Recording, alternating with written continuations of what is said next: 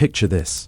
You're walking down the cobblestone streets of Parinas in 1925, and the air itself seems to pulse with a dangerous kind of magic. Jazz spills from basement clubs, mixing with the scent of absinthe and something darker, something that's turning the artistic quarter of Paris into both paradise and hell. You see a woman in a flowing dress, her eyes rimmed with kohl, laughing too loudly at nothing at all. She's beautiful, she's free, and she's slowly dying.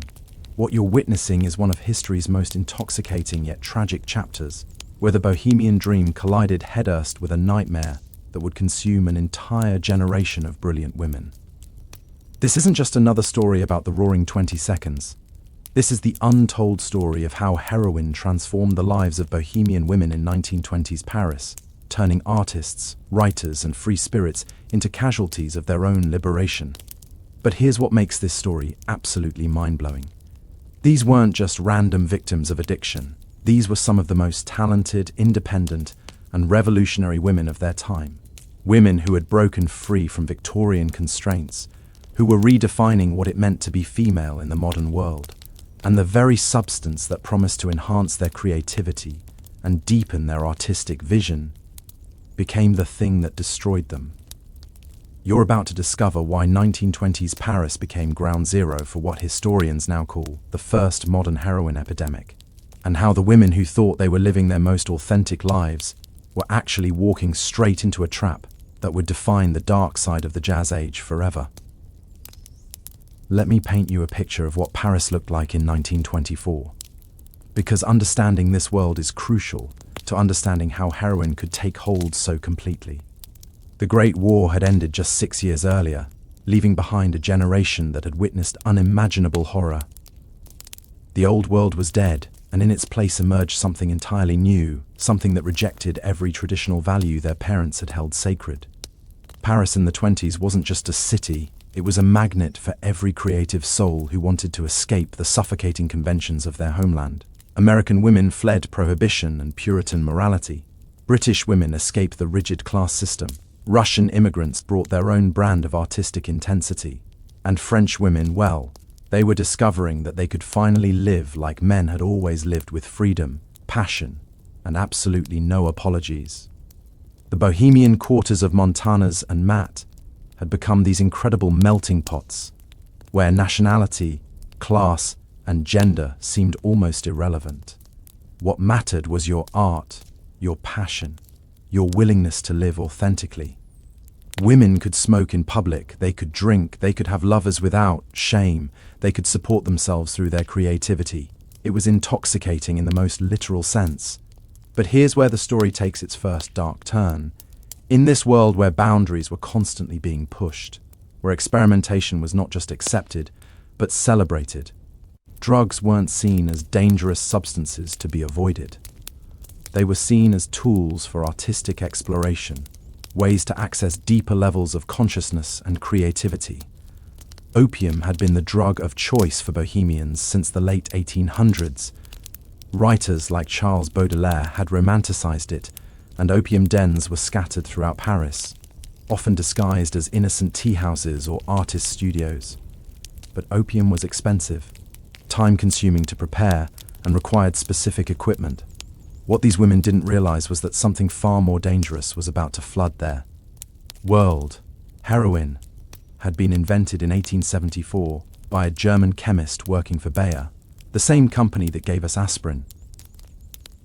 It was originally marketed as a cough suppressant and pain reliever, supposedly safer than morphine. By the 1920s, it was still legal in many countries and could be purchased at pharmacies with minimal oversight. In Paris, with its relaxed attitude toward personal freedom and its thriving black market connections, heroin became incredibly easy to obtain. And this is where we need to understand something crucial about the women who became caught up in this epidemic.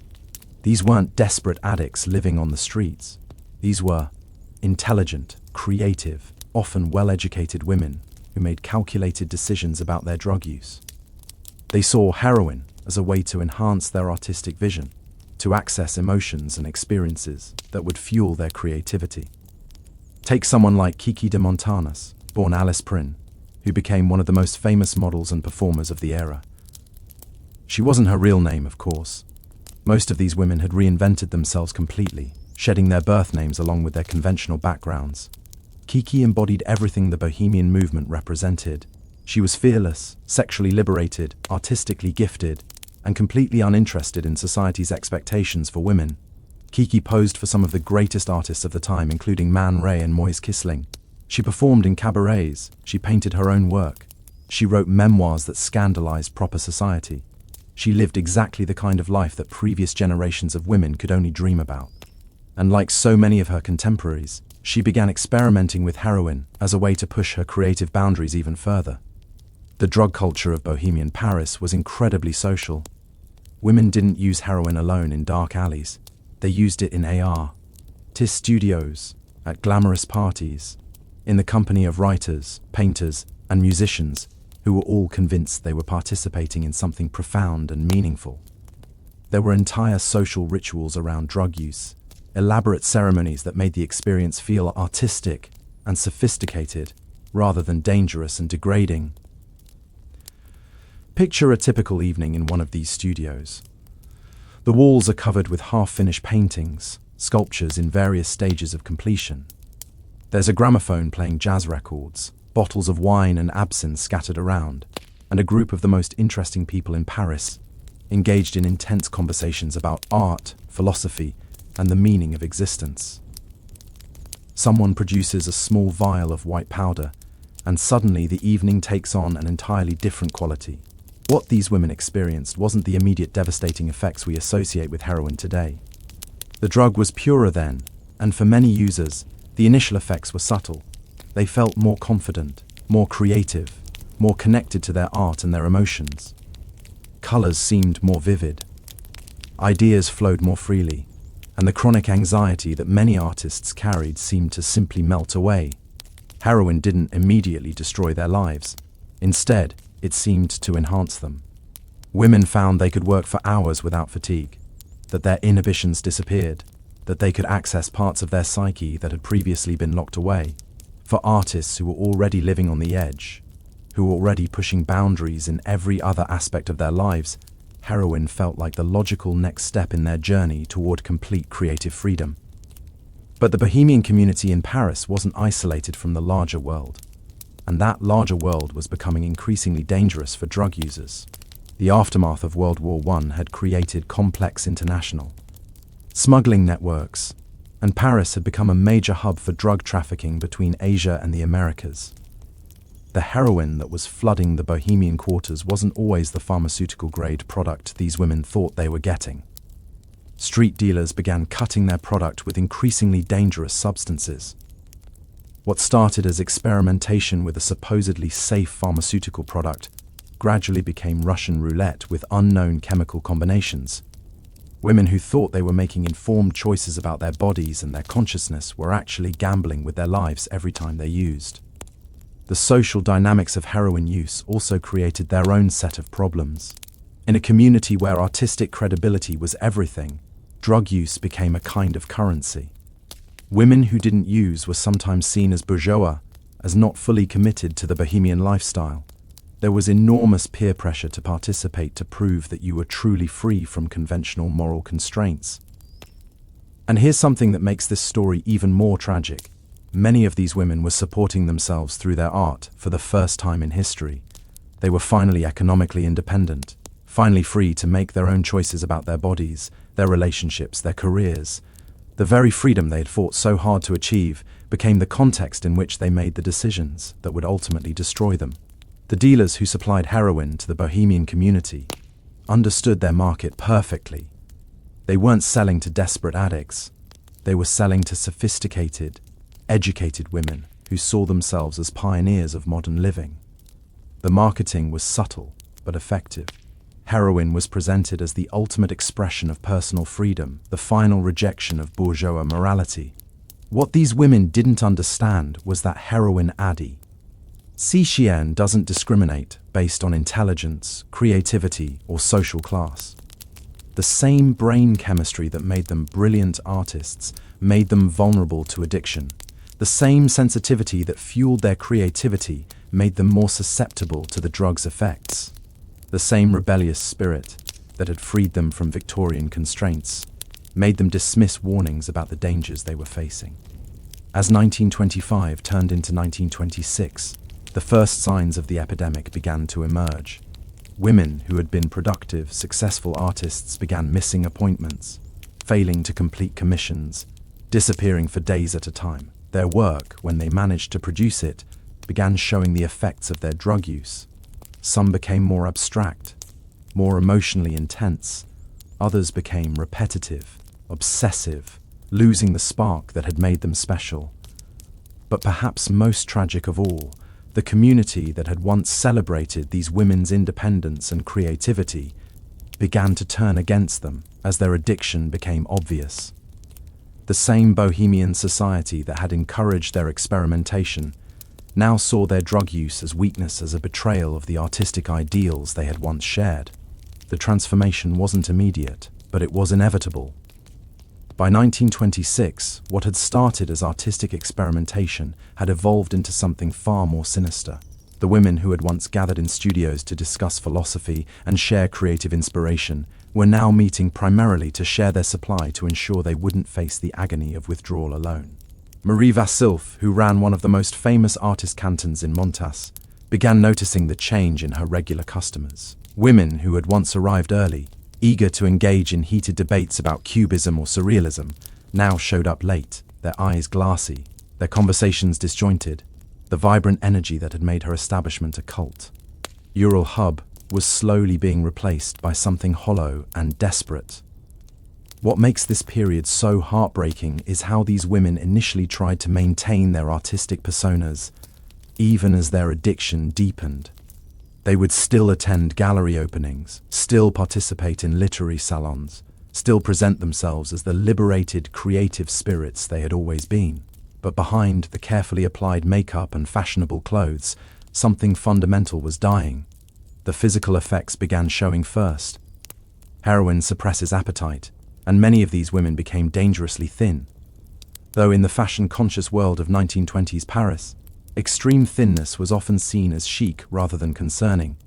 Their skin took on a greyish pallor, their eyes became sunken. But these changes happened gradually enough that friends and lovers could convince themselves it was just the natural result of an artistic lifestyle of staying up late and living intensely. More troubling were the personality changes. Women who had been known for their sharp wit and intellectual curiosity became increasingly withdrawn and unpredictable. Leia, a sculptor who had been one of the brightest stars of the Montana's scene, began creating the same piece, over and over again, a twisted figure that seemed to reflect her internal torment. When gallery owners stopped buying her work, she convinced herself it was because they didn't understand her artistic evolution.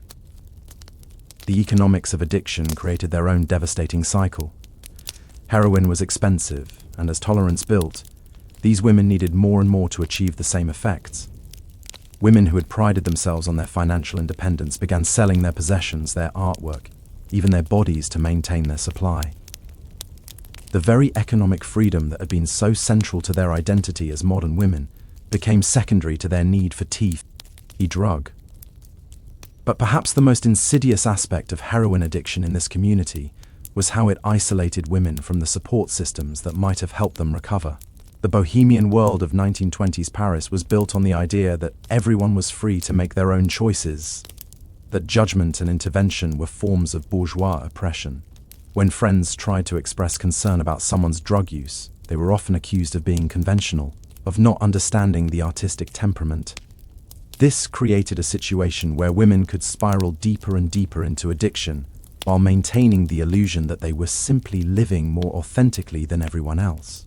The drug became not just a physical dependency, but a philosophical stance, a way of proving their commitment to the Bohemian ideal of complete personal freedom. The international nature of the Manus community made the situation even more complex. Many of these women were far from their families, their childhood friends, anyone who might have provided perspective on what was happening to them. They were surrounded by other expatriates and artists, who were all to some degree experimenting with new ways of living. There was no one to serve as an anchor to conventional reality. No one to point out that what they called artistic exploration was actually self-destruction. By 1927, the heroin epidemic had begun affecting entire creative circles. Whole groups of artists, writers, and performers who had once been productive and innovative were now spending their days in a haze, their talents wasting away. The cafes and studios that had been centers of cultural innovation became gathering places for people united primarily by their shared addiction. The dealers who supplied this community had become increasingly sophisticated in their operations.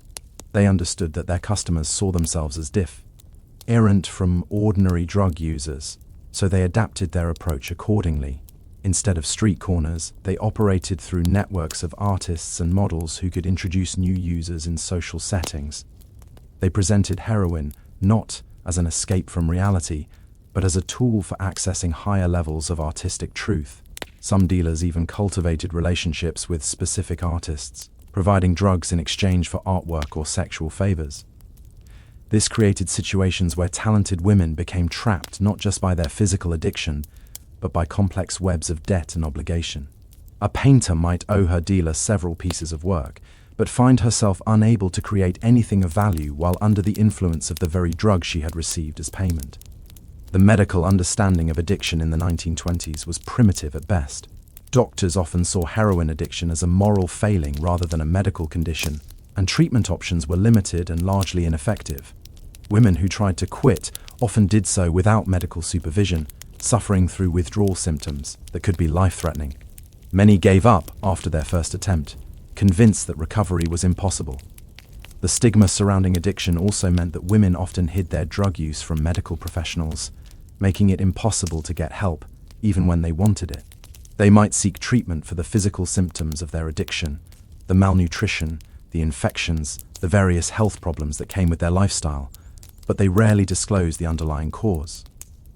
As the epidemic deepened, a strange phenomenon emerged within the Bohemian community. Some women began to romanticize their addiction to see their suffering as proof of their artistic authenticity. They convinced themselves that their pain was meaningful, that their struggle with heroin was somehow connected to the creative genius. This romanticization made recovery even more difficult because getting clean meant giving up not just the drug, but an entire identity built around the idea of the suffering artist. The literature and art produced during this period reflects this complicated relationship with addiction. Some works created by heroin-addicted women show a raw emotional intensity that is genuinely powerful, but others reveal the cognitive impairment and emotional flatness that chronic drug use creates. The tragedy is that we can only imagine what these talented women might have accomplished if their creativity hadn't been hijacked by their addiction. The social dynamics within the Bohemian community also began to change as the epidemic progressed. Relationships became increasingly transactional, centered around access to drugs rather than genuine emotional connection. Women who had once formed deep friendships based on shared artistic interests found themselves manipulating and betraying each other to secure their supply. The community that had once been built on mutual support and creative collaboration became fractured by suspicion and desperation. Love affairs, which had always been a central part of Bohemian life, became particularly complicated when addiction entered the picture. Partners enabled each other's drug use or used their lover's addiction as a form of control. Some relationships survived only because both people were dependent on the same dealer. Others ended abruptly when one person tried to get clean and the other couldn't or wouldn't follow. The impact on artistic output was devastating but varied. Some women stopped creating entirely, their motivation and energy consumed by their need to obtain and use drugs. Others became obsessively productive for short periods, creating intense bursts of work during brief moments of clarity or inspiration, only to disappear again into their addiction. A few managed to maintain some level of productivity throughout their addiction, but their work often became repetitive or showed clear signs of the cognitive impairment that chronic heroin use creates. What makes studying this period so challenging is that many of the women involved left incomplete records of their experiences. Diaries were abandoned mid-sentence. Correspondence trailed off. Artwork went unsigned and undated. The very addiction that we're trying to understand destroyed much of the evidence of its own impact. We're left with fragments, with second-hand accounts, with the testimonies of observers who may not have fully understood what they were witnessing. The response of the broader Parisian society to this epidemic was complex and often contradictory. On one hand, there was a certain fascination with the Bohemian lifestyle that made even the darkest aspects seem glamorous to outsiders. Newspapers wrote sensational stories about the decadent artists of Mars, often focusing more on the exotic details of their lifestyle than on the human tragedy of their addiction. On the other hand, there was growing concern among government officials and medical professionals about what they saw as a public health crisis. Police began conducting raids on known gathering places, but these efforts were often ineffective because the women involved were skilled at avoiding detection, and because many of them had connections to influential patrons who protected them from serious legal consequences. What's particularly striking about this period is how the women themselves rationalized their continued drug use, even as its destructive effects became undeniable. They developed elaborate philosophical justifications for their addiction, claiming that society's concern was simply an attempt to control them, to force them back into conventional roles they had rejected. This intellectual framework made it incredibly difficult for them to recognize when experimentation had become dependency and when dependency had become destruction. The international drug trade that supplied Paris in the 1920s was far more sophisticated than most people realized.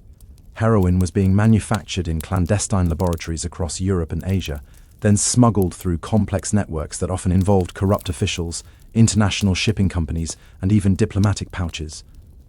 The women buying drugs in Marna's studios were the end consumers in a global enterprise that generated enormous profits for people they would never meet. Some of the most heartbreaking stories from this period involve women who tried repeatedly to quit but found themselves trapped by the social and economic realities of their situation.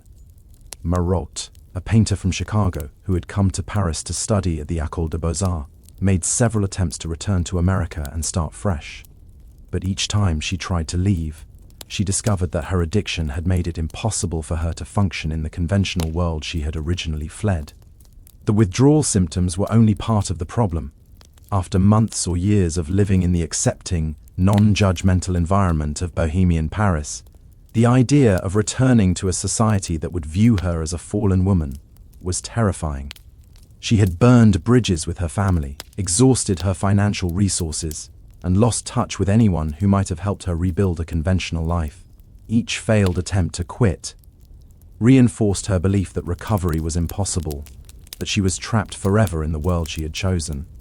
The medical community's understanding of addiction was so limited that even well-meaning doctors often made the situation worse. Some prescribed additional drugs to help with withdrawal symptoms, MS, inadvertently creating new dependencies.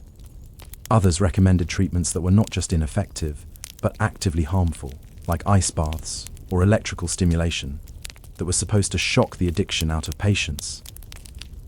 There were a few pioneering physicians who recognized that addiction was a medical condition rather than a moral failing, but they were working largely without precedent. Dr. Ari Mondor, who worked at several Paris hospitals, began documenting the physical and psychological effects he observed in patients who were clearly suffering from drug dependency. But his case studies were met with skepticism from colleagues who insisted that these women simply lacked moral character. The artistic community's response to the growing crisis was equally complex. Some established artists and writers began distancing themselves from the more visible drug users, concerned that association with addiction would damage their own reputations. Others doubled down on their support, arguing that society's condemnation of drug use was just another form of oppression, designed to control creative expression. Galleries and publishers faced their own dilemmas. Should they continue to buy work from artists whose addiction was becoming obvious? Should they intervene when talented women were clearly destroying themselves? Should they refuse to enable the addiction by cutting off a source of income, even if that meant the artist might turn to more desperate means of supporting their habit? Some art dealers elaborate systems for managing their relationships with addicted artists. They would hold payments in trust, releasing small amounts at regular intervals to prevent the artist from spending everything on drugs at once. Others would pay in kind, providing food, rent, or art supplies, rather than cash. But these well-intentioned efforts often backfired, creating resentment and driving artists to find dealers who would pay in cash without conditions. The evolution of the drug trade itself during this period reveals how quickly criminal enterprises adapt to their markets. As demand grew among the Bohemian community, dealers began specializing in serving this particular clientele. They learned to present their product as higher quality, purer, more suitable for sophisticated users. They developed relationships with specific artists and writers, becoming almost like patrons who happen to deal in drugs rather than conventional art supplies. Some dealers even began commissioning work from their addicted customers, creating a perverse art market where creativity was directly tied to drug dependency. A painter might create a piece specifically to trade for heroin, knowing that her addiction would eventually force her to accept whatever terms the dealer offered. This created a downward spiral, where artistic talent became increasingly devalued as addiction deepened. The international nature of the Manas community also meant that news of the epidemic spread to other artistic centers around the world. Letters from addicted artists to friends and family back home often glossed over the reality of their situation, instead emphasizing the excitement and freedom of bohemian life. This inadvertently encouraged more young women to come to Paris, unaware of the dangers they would face. American newspapers began running sensational stories about the decadent artists of Paris, often focusing on the drug use and sexual freedom of expatriate women. These articles were intended as warnings, but they often had the opposite effect, making bohemian life seem even more appealing to young women who felt trapped by conventional expectations in their home countries. The impact on specific artistic movements was profound and lasting. The Surrealist movement, which was Jews' emerging during this period, was particularly affected by the heroin epidemic. Several women who might have become major figures in Surrealism either died young from their addiction or became too impaired to continue working at a high level. We can only speculate about how different the movement might have been if these voices hadn't been silenced by drugs. The relationship between heroin use and creative output was more complex than simple cause and effect. Some women produced their most emotionally powerful work while struggling with addiction, channeling their pain and desperation into art that resonated with raw authenticity. But for every piece that gained power from the artist's suffering, there were dozens of others that showed the cognitive impairment, the loss of technical skill, the emotional flatness that chronic drug use creates. Photography from this period provides some of the most haunting documentation of the epidemic's progression. Early photos of bohemian gatherings show vibrant, energetic women engaged in animated conversations, their eyes bright with intelligence and passion. Photos from just a few years later show the same women transformed, their faces gaunt, their eyes vacant, their postures suggesting exhaustion and defeat. But perhaps the most tragic aspect of this entire story is how preventable much of it was. The heroin that flooded Paris in the 1920s wasn't an inevitable natural disaster. It was the result of specific policy decisions, law enforcement failures, and social attitudes that prioritized individual freedom over community responsibility. The women who became addicted weren't victims of their own moral weakness. They were casualties of a society that failed to protect them from dangers they couldn't have anticipated. The bohemian ideal of complete personal freedom, which had liberated these women from Victorian constraints and allowed them to pursue their artistic dreams, contained within it the seeds of its own destruction. Without any social safety net, without any recognition that individual choices occur within larger systems that can either support or undermine personal agency, the very freedom that had seemed so liberating became a trap. As 1928 approached, the heroin epidemic in Bohemian Paris had begun to change the character of the artistic community fundamentally. What had started as a vibrant, creative environment where women could reinvent themselves had become something much darker, a place where talent was regularly sacrificed to addiction, and where the promise of artistic freedom had curdled into a different kind of bondage entirely.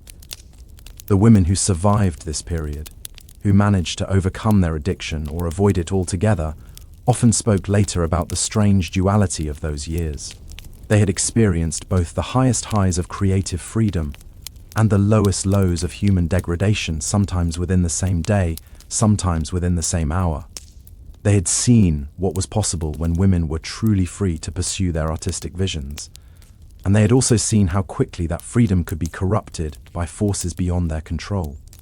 The story of Bohemian women during the heroin craze of 1920s Paris is ultimately a story about the price of liberation, about the complex relationship between personal freedom and social responsibility, about the tragic gap between artistic dreams and human limitations. It's a story that reveals both the incredible potential of women when freed from conventional constraints and the devastating consequences when that freedom exists without adequate support or protection. The dealers who profited from this epidemic understood something that the women themselves were only beginning to grasp. Addiction doesn't announce itself with fanfare. It creeps in quietly, disguised as artistic enhancement, as creative necessity, as personal choice. By 1928, what had started as weekend experimentation had become daily ritual for hundreds of women across the artistic quarters of Paris. But here's where the story becomes even more devastating. These women didn't just lose their ability to create art. They lost their ability to recognize what they were losing. Heroin has this insidious quality where it convinces users that they were functioning normally even as their world collapses around them. A painter would spend hours arranging her brushes in perfect order, convinced she was preparing for a masterpiece, never noticing that she hadn't actually painted anything in weeks. The cognitive effects were subtle but profound.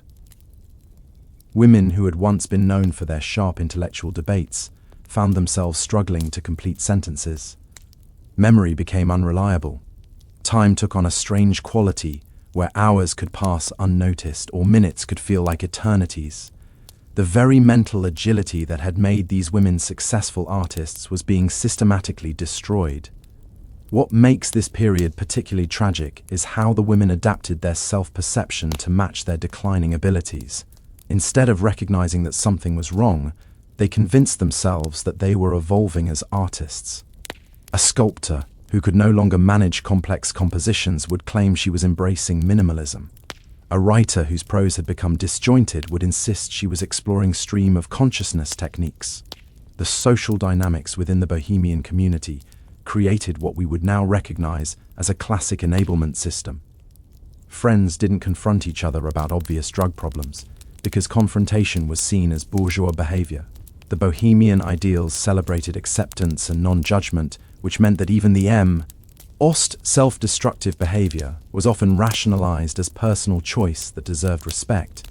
Josephine Baker, who was performing at the Folly Beer during this period, later described watching talented women she had known literally disappear before her eyes. Not physically, but mentally and creatively. They would still show up to parties and gallery openings, but the spark that had made them interesting was gone. They became like beautiful shells of their former selves, going through the motions of bohemian life without any of the passion that had originally drawn them to Paris. The economic exploitation that accompanied this epidemic was particularly cruel. Art dealers and collectors began specifically seeking out work by addicted women, knowing they could acquire pieces for far below market value. Some dealers would deliberately seek out artists in withdrawal, timing their visits to coincide with moments of desperate need. A painting that might have sold for hundreds of francs was traded for enough heroin to last a few days. This created a perverse art market where addiction actually increased demand for certain artists' work, but only because their desperation made them willing to accept exploitative prices. Collectors would boast about acquiring authentic bohemian art without acknowledging that the authenticity they prized came from genuine human suffering. The international connections that had made Paris such an attractive destination for artists also made the drug trade more sophisticated and dangerous. By 1928, heroin was arriving in Paris through multiple routes from laboratories in Germany and Eastern Europe, through ports in Marseille and Le Havre, via networks that connected to similar operations in New York, London, and Shanghai. The women buying drugs in Manor Studios were participating in a global criminal enterprise they barely understood. Some of the most heartbreaking documentation from this period comes from letters that addicted women wrote to family members back home. These letters reveal the internal struggle between their awareness that something was terribly wrong and their inability to break free from the cycle they had entered.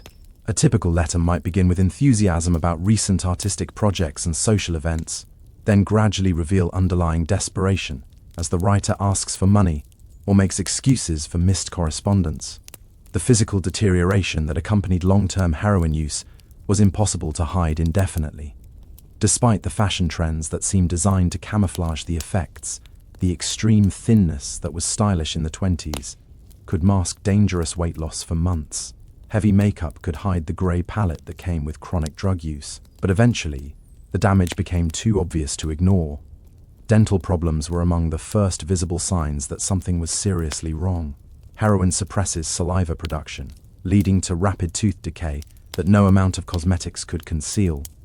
Women who had prided themselves on their appearance found themselves covering their mouths when they laughed, avoiding close conversations, gradually withdrawing from the social interactions that had once been central to their identity. The impact on romantic relationships was particularly devastating because love affairs were such an integral part of Bohemian culture. Partners often introduced each other to drugs, thinking they were sharing an intimate experience. But addiction changed the fundamental dynamic of relationships, turning love into dependency and passion into desperation. Some couples spiraled down together, their relationship becoming defined entirely by their shared need for drugs. Others found that addiction drove them apart as one partner's drug use accelerated beyond others' comfort level or ability to keep up financially. Many relationships ended abruptly when one person tried to quit and discovered that their partner's drug use made recovery impossible. The medical community's response to the growing crisis was hampered not just by a limited understanding of addiction, but by class and gender prejudices that prevented doctors from taking their patients seriously. When a Bohemian woman sought medical help, doctors often assumed she was exaggerating her symptoms for attention, or trying to manipulate them into prescribing more drugs. Female physicians were rare in the 1920s Paris, and the male doctors who treated addicted women often viewed them through a lens of moral judgment that made effective treatment impossible. They saw these women as fallen creatures who had brought their problems on themselves, rather than as patients suffering from a medical condition that required compassionate care. The few doctors who did try to help often made the situation worse through well-intentioned but misguided interventions. Some prescribed other addictive substances as substitutes, creating multiple dependencies. Others recommended treatments like prolonged bed rest or change of scenery that addressed none of the underlying psychological and physical aspects of addiction. Dr. Paul Solier, who ran a private clinic in Boulogne-Swan, was one of the first physicians in France to recognize that addiction required specialized treatment rather than moral condemnation. His case notes from this period reveal the complexity of treating patients who were simultaneously suffering from chemical dependency, malnutrition, various infections, and profound psychological trauma from the lifestyle their addiction had forced them into. What emerges from Solier's records is a picture of intelligent, creative women who had become trapped in a cycle they couldn't understand, much less break. Many of his patients could articulate exactly what drugs were doing to their lives, but they couldn't stop using them. They would complete detoxification programs only to relapse within days of returning to their old environment. The role of women in the drug trade itself adds another layer of complexity to this story. Some addicted women became dealers themselves, either to support their own habits or because their connections within the artistic community made them valuable to larger criminal organizations. This created situations where women were simultaneously victims and perpetrators, exploiting their friendships and artistic relationships to expand drug networks. Female dealers often had access to spaces and social circles that male dealers couldn't penetrate. They could attend women-only gatherings. They could befriend newcomers to Paris who might be suspicious of male strangers. They could use their artistic credibility to present drug dealing as just another form of bohemian rebellion against conventional morality. But women who became involved in dealing often found themselves in even more dangerous situations than simple users. They became targets for robbery, violence, and sexual exploitation by the criminal networks they worked with. They also became more visible to law enforcement, which was beginning to crack down more seriously on drug trafficking in response to growing public concern about the epidemic. The international nature of the Bohemian community meant that the heroin epidemic in Paris had ripple effects around the world. Women who became addicted in Paris often tried to return home to recover, bringing their addiction with them and sometimes introducing drugs to communities that had little previous exposure to heroin. American families would receive letters from daughters in Paris describing their artistic success and bohemian adventures with no mention of drug use. Then they would receive desperate telegrams asking for money to come home, followed by the arrival of a daughter who was clearly suffering from some mysterious illness that no local doctor seemed able to treat. Some families hired private investigators to find out what had happened to their daughters in Paris. The reports these investigators filed reveal the extent to which the American expatriate community had been affected by the heroin epidemic. Names that had appeared in society pages just a few years earlier as promising young artists were now associated with police reports, hospital admissions, and desperate attempts to secure passage back to the United States. The French government's response to the growing drug problem was complicated by the country's complex relationship with its artistic community. On one hand, the Bohemian quarters of Paris were significant tourist attractions that brought international visitors and their money to the city. On the other hand, the visible drug use and moral decay in these areas was becoming an embarrassment that reflected poorly on French society. Police raids on known drug establishments became more frequent, but they were often conducted with advanced warning that allowed the most prominent artists to avoid arrest. The authorities seemed more interested in containing the problem than solving it, focusing their efforts on low-level dealers and users while ignoring the larger networks that supplied the drugs. This selective enforcement created a two-tiered system, where well-connected artists could continue using drugs with relative impunity, while less fortunate women faced imprisonment or deportation. The inequality of this system added another layer of exploitation to an already tragic situation, as women with connections could trade information or sexual favors for protect from legal consequences. The artistic output from this period reflects the complex relationship between creativity and destruction that defined the heroin epidemic. Some of the most emotionally powerful paintings, poems, and performances from the 1920s Paris were created by women struggling with addiction. Their work often showed a raw intensity and willingness to explore dark psychological territory that was unprecedented in female artistic expression. But for every piece that gained power from the artist's struggle with addiction, there were countless others that showed the cognitive and emotional flatness that chronic drug use creates. Museums and private collections today contain dozens of works from this period that clearly show the progression of their creators' addiction, starting with vibrant, complex pieces and deteriorating into repetitive, technically poor efforts that suggest profound impairment. The relationship between heroin use and creativity was far more complex than simple cause and effect. Some women found that drugs initially enhanced their artistic vision, allowing them to access emotions and ideas that had previously been beyond their reach. But as addiction progressed, the same drug that had once seemed to unlock their creativity began to systematically destroy their ability to create anything meaningful. The technical skills that had taken years to develop could be lost within months of heavy drug use. A painter who had mastered complex color relationships would find herself unable to mix paints properly. A writer who had been known for her precise prose would struggle to construct coherent sentences.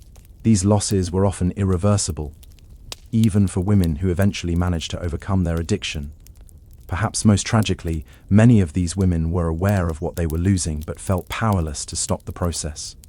They would look at work they had created just months earlier and barely recognize it as their own. They would sit in their studios surrounded by the tools of their trade, unable to remember how to begin a new piece.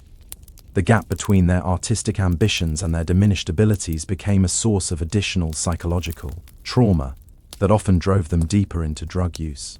The social support systems that might have helped these women were systematically destroyed by the epidemic itself.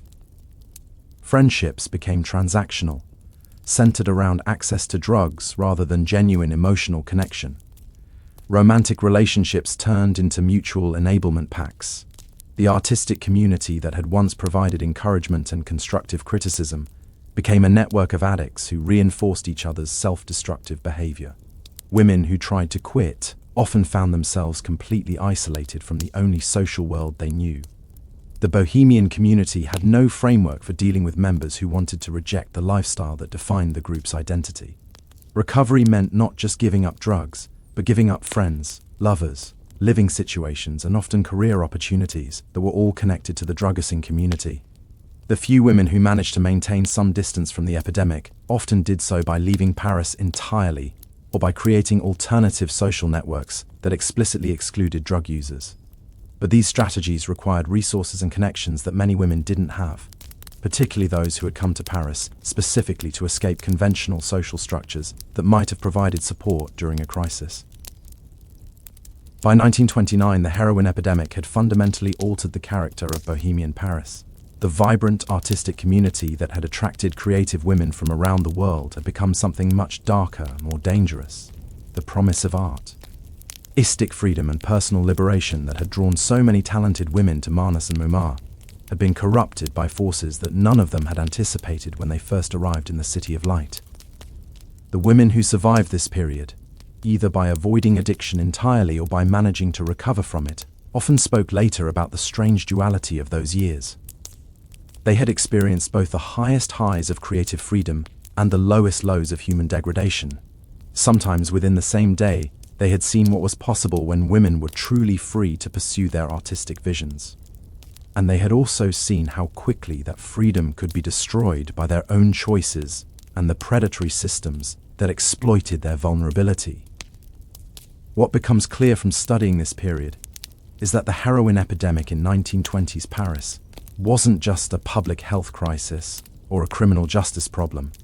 It was the collision between revolutionary social change and inadequate social support systems.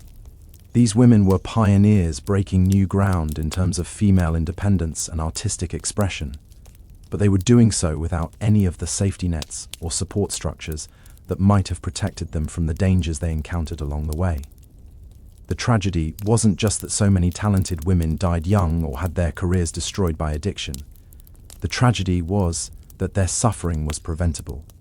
That with different social policies, better medical understanding, and more effective law enforcement, the story of Bohemian women in 1920s, Paris might have been one of triumph rather than tragedy. Instead, we're left with fragments of what might have been unfinished paintings, incomplete manuscripts, photographs of vibrant young women whose eyes grow progressively dimmer as the years pass. The heroin epidemic of 1920s Paris represents one of history's great lost opportunities, a moment when women's liberation and artistic innovation collided with forces of exploitation and destruction that consumed an entire generation of creative talent. The echoes of this period can be seen in every subsequent struggle between artistic freedom and social responsibility, between individual choice and community protection. The women who lived through the heroin craze of 1920s Paris paid the ultimate price for lessons that society is still learning about the complex relationship between liberation and safety, between creativity and self-destruction, between the promise of freedom and the reality of its consequences. The ripple effects of what was happening in Paris began reaching other major cities by 1929, creating a network of artistic communities, all struggling with similar problems. London's Bloomsbury Group reported increasing drug use among their members. Berlin's cabaret scene was being infiltrated by the same dealers who had conquered Montparnasse. New York's Greenwich Village was seeing an influx of women returning from Paris with habits they couldn't shake and stories they couldn't tell their families. What's particularly chilling is how the drug networks adapted their strategies based on what had worked so effectively in Paris. Dealers in other cities began specifically targeting artistic communities, understanding that creative women were both financially valuable and socially vulnerable. They learned to present heroin as a tool for artistic enhancement rather than mere recreation, appealing directly to women's professional ambitions rather than their personal weaknesses. The sophistication of these criminal operations was far beyond what law enforcement agencies were prepared to handle. Many police departments still view drug dealing as a minor vice problem rather than an international criminal enterprise. They focused their limited resources on obvious street-level activity, while completely missing the complex networks that were systematically targeting educated middle-class women in artistic communities. Intelligence reports from this period, now declassified, reveal the extent to which government agencies underestimated both the scope of the problem and its long-term implications. French authorities were aware that drugs were being smuggled through their ports, but they failed to connect this trafficking to the epidemic that was destroying their most celebrated cultural districts. They saw these as separate problems requiring different solutions when in fact they were part of the same criminal enterprise. The international nature of the drug trade also meant that law enforcement efforts in one country were often undermined by policy differences in others. While France was beginning to crack down on heroin trafficking, other European countries still allowed relatively open pharmaceutical production and distribution. Dealers could simply shift their supply chains to take advantage of the most permissive regulations, staying one step ahead of enforcement efforts. American authorities were particularly concerned about the number of their citizens who had become addicted while living in Paris. The State Department began receiving reports from consular officials describing American women who were stranded in France, unable to afford passage home, but also unable to function well enough to support themselves. These women had become in effect stateless persons trapped between countries by their addiction. Some families hired private agencies to forcibly repatriate their daughters, leading to dramatic scenes at train stations and ports as addicted women were essentially kidnapped by their own relatives. These interventions rarely worked because the women were returned to environments that had no understanding of addiction and no resources for treatment. Many simply used their family's money to buy passage back to Paris, completing a cycle of desperation that enriched steamship companies and international drug dealers while solving nothing. The medical profession's response to the crisis was hampered not just by limited understanding of addiction, but by fundamental disagreements about whether drug dependency was a medical condition or a moral failing. Progressive physicians argued for treatment approaches based on gradual withdrawal and psychological support. Conservative doctors insisted that addiction was a character flaw that could only be cured through moral discipline and religious conversion. These philosophical differences had devastating practical consequences for women seeking help. A patient might receive completely contradictory advice from different doctors or find herself shuttled between medical facilities that used incompatible treatment methods. Some women became addicted to multiple substances as various doctors prescribed different drugs to treat withdrawal symptoms, creating complex dependency patterns that were even harder to overcome.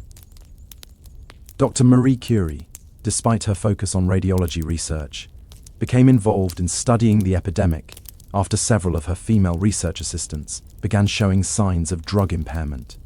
Her notes from this period reveal her frustration with the medical establishment's refusal to treat addiction as a serious scientific problem, deserving rigorous research rather than moral condemnation. Kerr's observations are particularly valuable because she approached addiction from a purely scientific perspective without the gender and class biases that colored most medical opinions of the time. She documented the physical and cognitive changes she observed in affected women with the same precision she applied to her radiation research, creating some of the first objective medical records of heroin addiction's progression.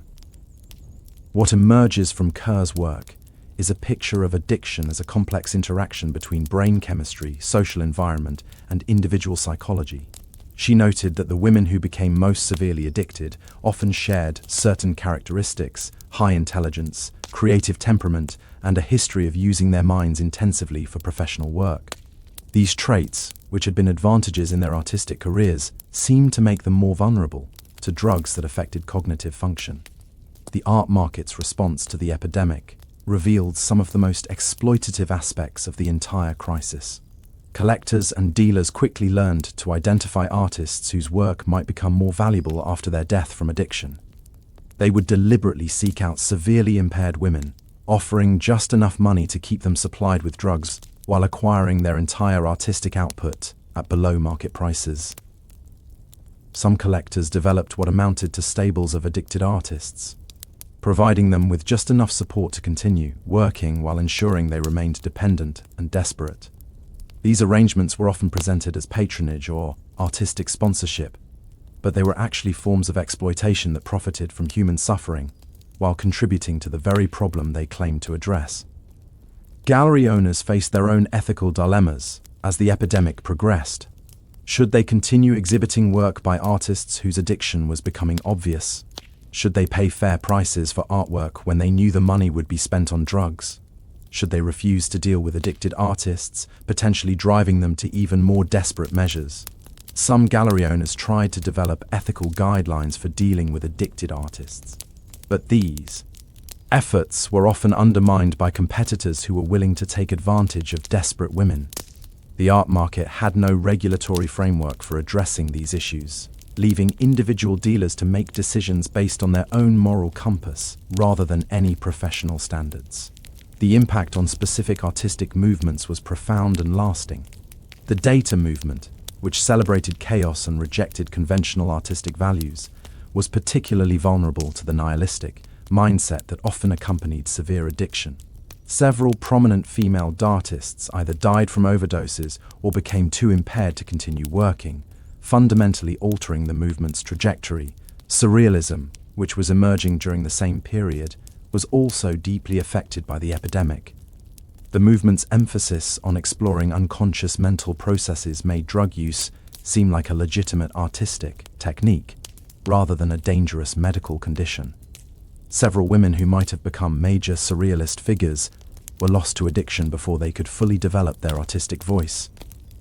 The fashion industry, which had close connections to the artistic community, began reflecting the aesthetic of drug-influenced women, even as it ignored the human cost of that aesthetic.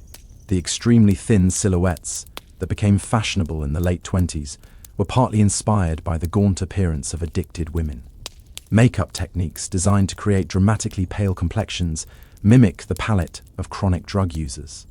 This cultural appropriation of addiction's physical effects created a disturbing feedback loop where young women would deliberately try to achieve the appearance of drug users without understanding the reality behind that appearance. Fashion magazines celebrated the artistic look of extreme thinness and dramatic eye makeup, without acknowledging that they were essentially romanticizing the visible symptoms of a medical crisis. The publishing industry faced similar challenges as editors and publishers struggled to decide how to handle work submitted by obviously impaired writers. Some publications refused to work with addicted authors, while others specifically sought out their work because of its raw emotional intensity. This created a market incentive for women to continue using drugs since their addiction often made their writing more commercially valuable. Literary critics began developing a vocabulary for discussing drug literature as though it were a legitimate artistic category rather than a symptom of a public health crisis. They praised the authentic emotional intensity of work produced by addicted women, without acknowledging that this authenticity came at the cost of the writers' lives and careers. The correspondence between publishers and addicted writers from this period reveals the complex dynamics of these professional relationships. Editors would simultaneously express concern for their authors' welfare while pressuring them to produce more work that captured the same desperate emotional tone that made their writing commercially successful. Some publishers developed elaborate systems for managing their relationships with addicted authors, holding payments in trust, or providing advances in the form of food and shelter rather than cash. But these well-intentioned efforts often created additional dependencies that made recovery even more difficult, as women became trapped not just by their addiction, but by financial obligations to people who profited from their continued drug use. The impact on journalism was particularly significant because many of the women covering the Bohemian scene for newspapers and magazines were themselves part of the community they were writing about. As addiction spread through their ranks, rage of the artistic community became increasingly unreliable, with reporters either romanticizing drug use or becoming too impaired to accurately observe and report on what they were witnessing. Some of the most important documentation of this period was lost because the journalists who might have recorded it were themselves too affected by drugs to do their jobs effectively. We have fragmentary accounts, incomplete interviews, and articles that trail off mid-sentence because the writers became unable to finish their work. The few journalists who remained drug-free often found themselves ostracized by the community they were trying to cover. Their articles about the epidemic were dismissed as sensationalism or moral panic by readers who preferred to believe that the Bohemian lifestyle was as glamorous as its proponents claimed. This created a situation where accurate reporting was suppressed in favor of romanticized accounts that only encouraged more young women to put themselves at risk. International news coverage of the epidemic was similarly distorted by the reporters' own involvement in the culture they were documenting. American newspapers received glowy NG reports about the artistic renaissance in Paris from correspondents who were themselves using drugs and therefore unable to accurately assess the situation they were describing. The diplomatic implications of the epidemic became increasingly serious as more foreign nationals became involved. The American embassy in Paris was dealing with dozens of cases involving citizens who had become too impaired to handle their own affairs, but who refused repatriation efforts. British diplomatic officials reported similar problems with their nationals, as did representatives from other countries. These diplomatic challenges revealed the extent to which the epidemic had become an international crisis rather than a local Parisian problem. Drug addiction was creating stateless persons who were too impaired to function in their home countries but who couldn't be legally forced to return against their will. The legal frameworks for dealing with such situations simply didn't exist. Some countries began restricting travel documents for young women seeking to visit Paris, particularly those who indicated they intended to work in artistic fields. These restrictions were often ineffective because they drove women to seek alternative routes to France, sometimes through criminal networks that were themselves involved in drug trafficking. The shipping industry became inadvertently complicit in the epidemic, as steamship companies developed policies for dealing with passengers who were obviously suffering from withdrawal symptoms during Atlantic crossings. Some companies began stocking medical supplies specifically for treating drug withdrawal, effectively acknowledging that addiction had become a routine aspect of international travel. Port authorities in major cities began reporting increasing numbers of passengers who arrived in severe medical distress from what appeared to be drug withdrawal. These incidents created public health emergencies in cities that had no experience dealing with heroin addiction, spreading the crisis beyond the artistic communities where it had originated. The insurance industry began grappling with questions about coverage for drug-related medical treatment and whether addiction constituted a pre-existing condition that could void life insurance policies. These business decisions had profound human consequences for women whose families were already struggling to cope with their addiction and its financial impact. Some insurance companies began specifically excluding coverage for Americans traveling to Paris, recognizing that the city had become associated with health risks that their acties couldn't accurately assess.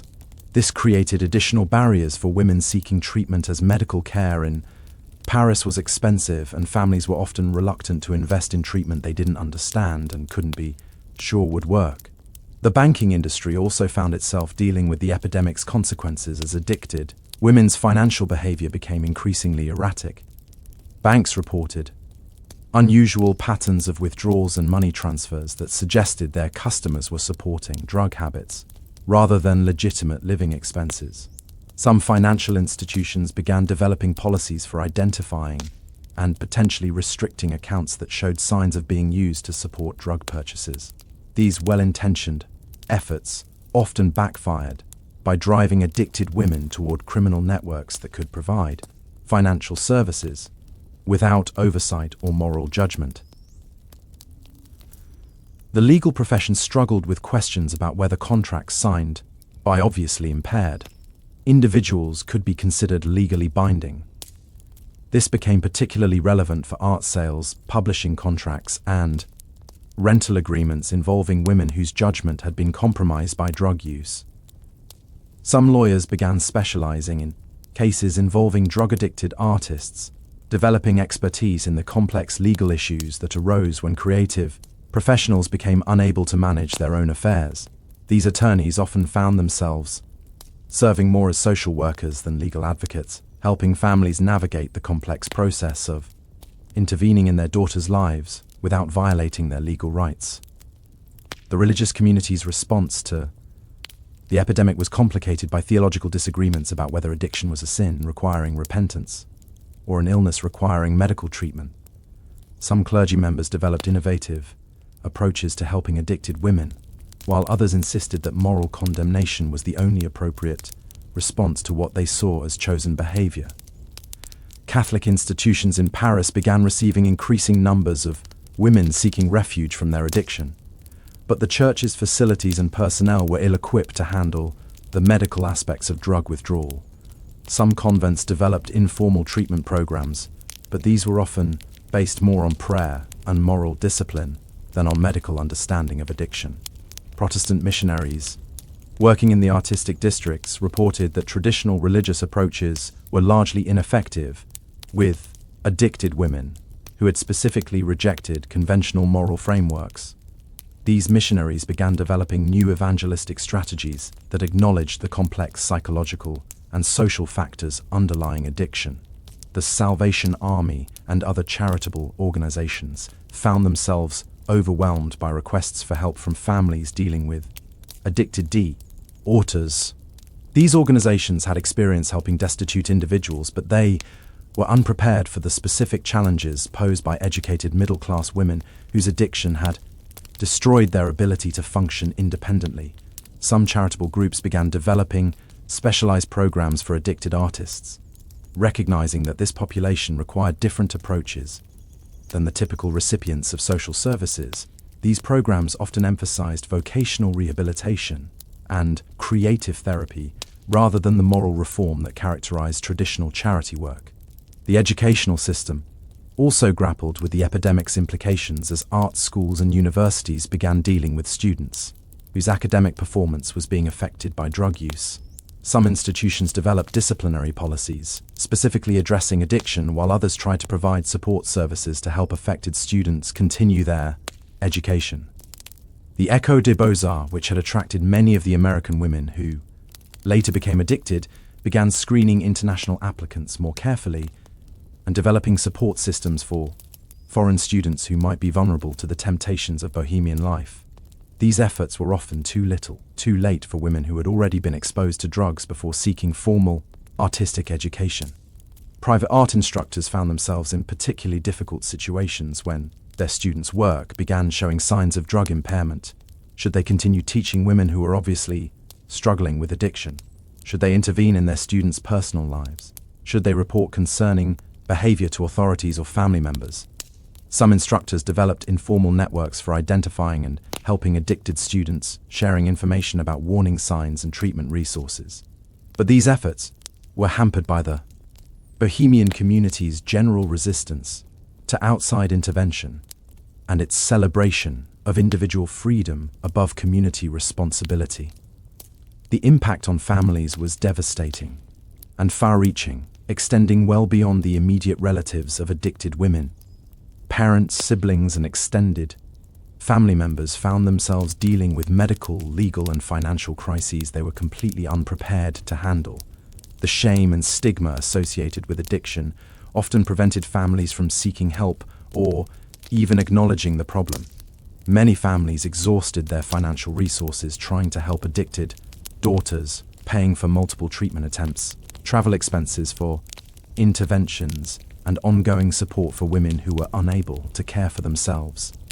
The economic impact often lasted for years, affecting siblings' educational opportunities and parents' retirement, security. The social impact on families was equally severe, as the stigma of addiction affected their standing in their communities. Some families moved to different cities or changed their names to escape the shame associated with having an addicted daughter. Others became isolated from their social networks as friends and neighbors distanced themselves from what they saw as a family moral failure. The correspondence between family members during this period reveals the profound confusion and helplessness that addiction created. Parents would write desperate letters to each other, trying to understand what had happened to their daughters and what they could do to help. Siblings struggled with guilt about their inability to prevent or resolve their sister's problems. Some families hired private investigators or traveled to Paris themselves to assess the situation and attempt interventions. These efforts were usually unsuccessful because the families had no understanding of addiction and no effective STR strategies for helping their daughters. Many interventions actually made the situation worse by providing addicted women with money they could spend on drugs, or by alienating them from the few support systems they still maintained. The medical expenses associated with addiction treatment often bankrupted middle-class families who had never imagined they would face such costs. Treatment options were limited and expensive, and insurance coverage was virtually non-existent for what most companies considered a moral rather than medical problem. Some families formed support networks with other parents, dealing with similar situations, sharing information about treatment options and coping strategies. These informal networks provided emotional support for devastated parents, but they also sometimes spread misinformation about addiction and ineffective treatment methods. The long-term psychological impact on family members was profound and lasting. Parents often blamed themselves for their daughter's addiction, wondering what they had done wrong or whether they had failed to provide adequate moral guidance. Siblings struggled with survivor guilt and fear that they might be vulnerable to similar problems. The epidemic created a generation of families who were traumatized by their experience with addiction, but who had few resources for understanding or processing what they had been through. Mental health services were primitive, and the stigma associated with both addiction and psychological treatment prevented many family members from seeking help for themselves. As the 1920s drew to a close, the full scope of the heroin epidemic's impact on Bohemian women in Paris was becoming undeniably clear. What had started as individual tragedies had become a systematic destruction of an entire generation's creative potential, the artistic community that had once been a beacon of female lib. Erasure and creative innovation had been transformed into a cautionary tale about the dangers of freedom without responsibility, creativity without boundaries, and liberation without protection. The women who survived this period carried its lessons with them for the rest of their lives. But those lessons came at an enormous cost. The Bohemian dream of complete artistic freedom had collided with the reality of human vulnerability, and the collision had destroyed some of the most promising creative talents of their generation. The price of this education would echo through the artistic communities of the world for decades to come. The transformation wasn't just individual anymore. By late 1929, entire neighborhoods in Manus had taken on an eerie quality that long-time residents found deeply unsettling. The famous cafes that had once buzzed with animated debates about cubism and daddyism now hosted subdued gatherings where conversations died mid-sentence as speakers lost their train of thought. The energy that had made these streets legendary was being systematically drained away, one talented woman at a time. What's particularly haunting about this period is how the epidemic created its own twisted economy within the artistic community. Women who had once traded paintings for rent or poems for meals now found themselves in a parallel market where everything had value only in relation to heroin. A sculpture that might have been worth months of living expenses became merely a means to secure a few days of drugs. Artistic talent, which had been the currency of liberation, became the currency of destruction. The dealers had become incredibly sophisticated in their understanding of this market. They knew exactly which artists were productive enough to be worth maintaining as customers and which ones had become too unreliable to be profitable. They developed credit systems that kept women perpetually indebted, always owing just enough to prevent them from breaking free, but never so much that they would become completely useless as sources of income. Some dealers began specializing in specific types of artists, developing expertise in the market value of different creative disciplines. A dealer might focus exclusively on painters, understanding which styles were currently fashionable and how much various galleries would pay for work by artists in different stages of addiction. Another might specialize in writers, knowing which publishers were willing to pay premium prices for the raw emotional intensity that often characterized drug-influenced literature. This specialization created a perverse form of artistic management where dealers became almost like talent agents, except their goal was to maintain their clients' addiction rather than advance their careers.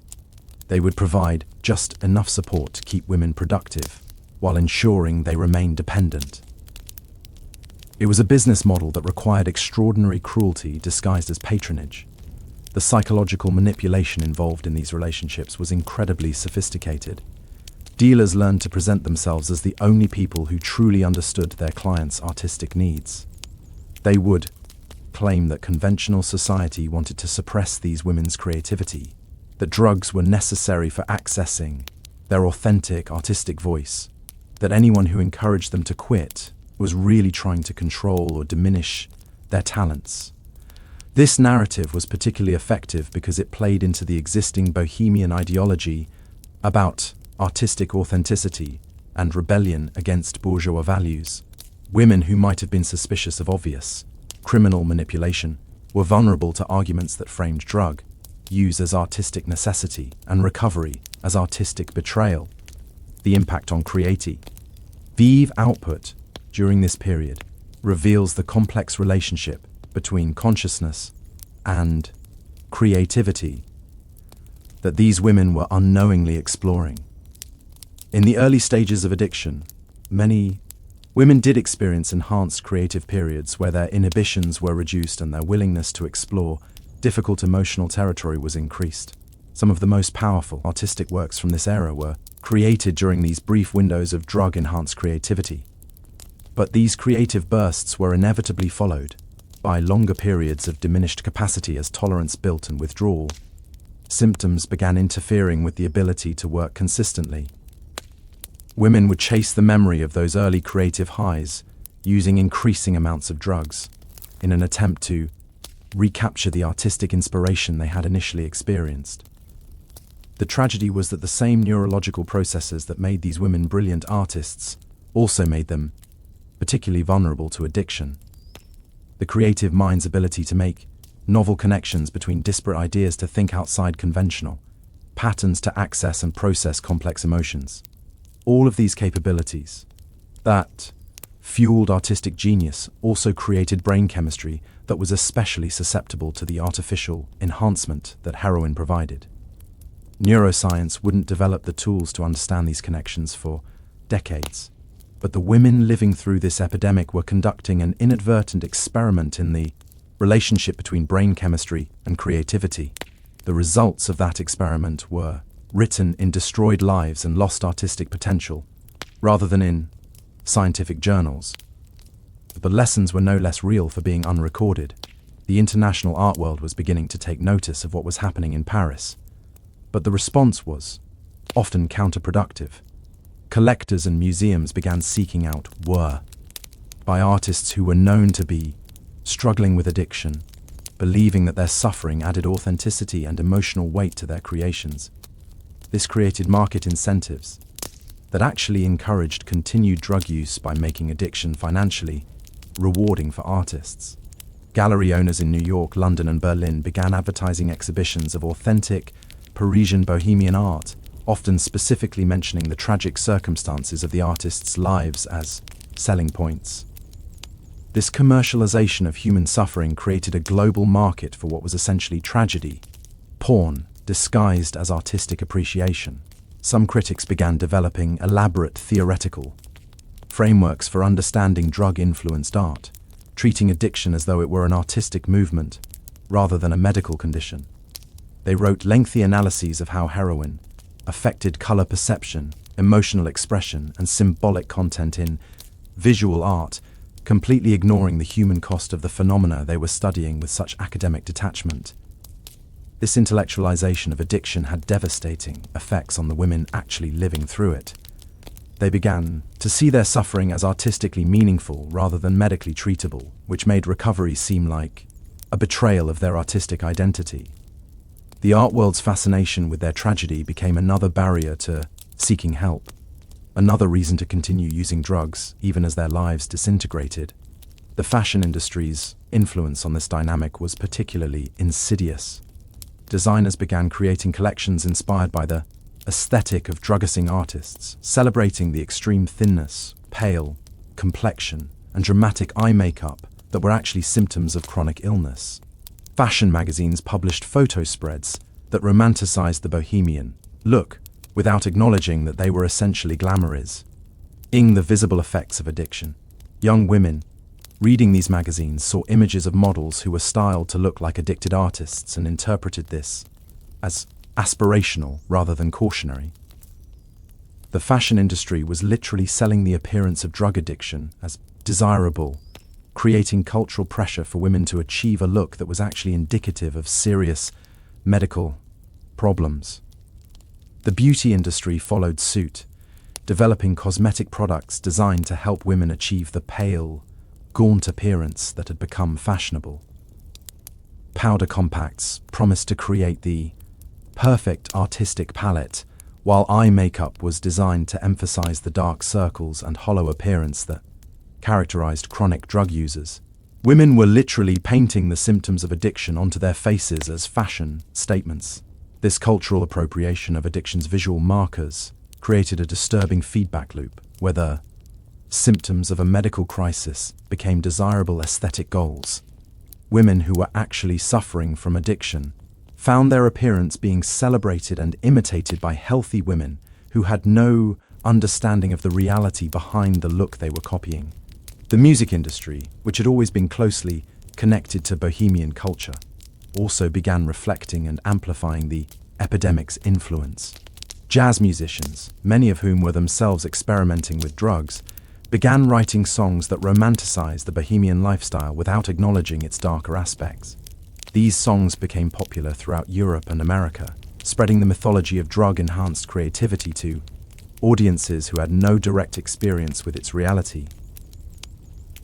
Nightclub owners began marketing their establishments as places where patrons could experience authentic, Bohemian atmosphere, often implying that drug use was part of that authenticity.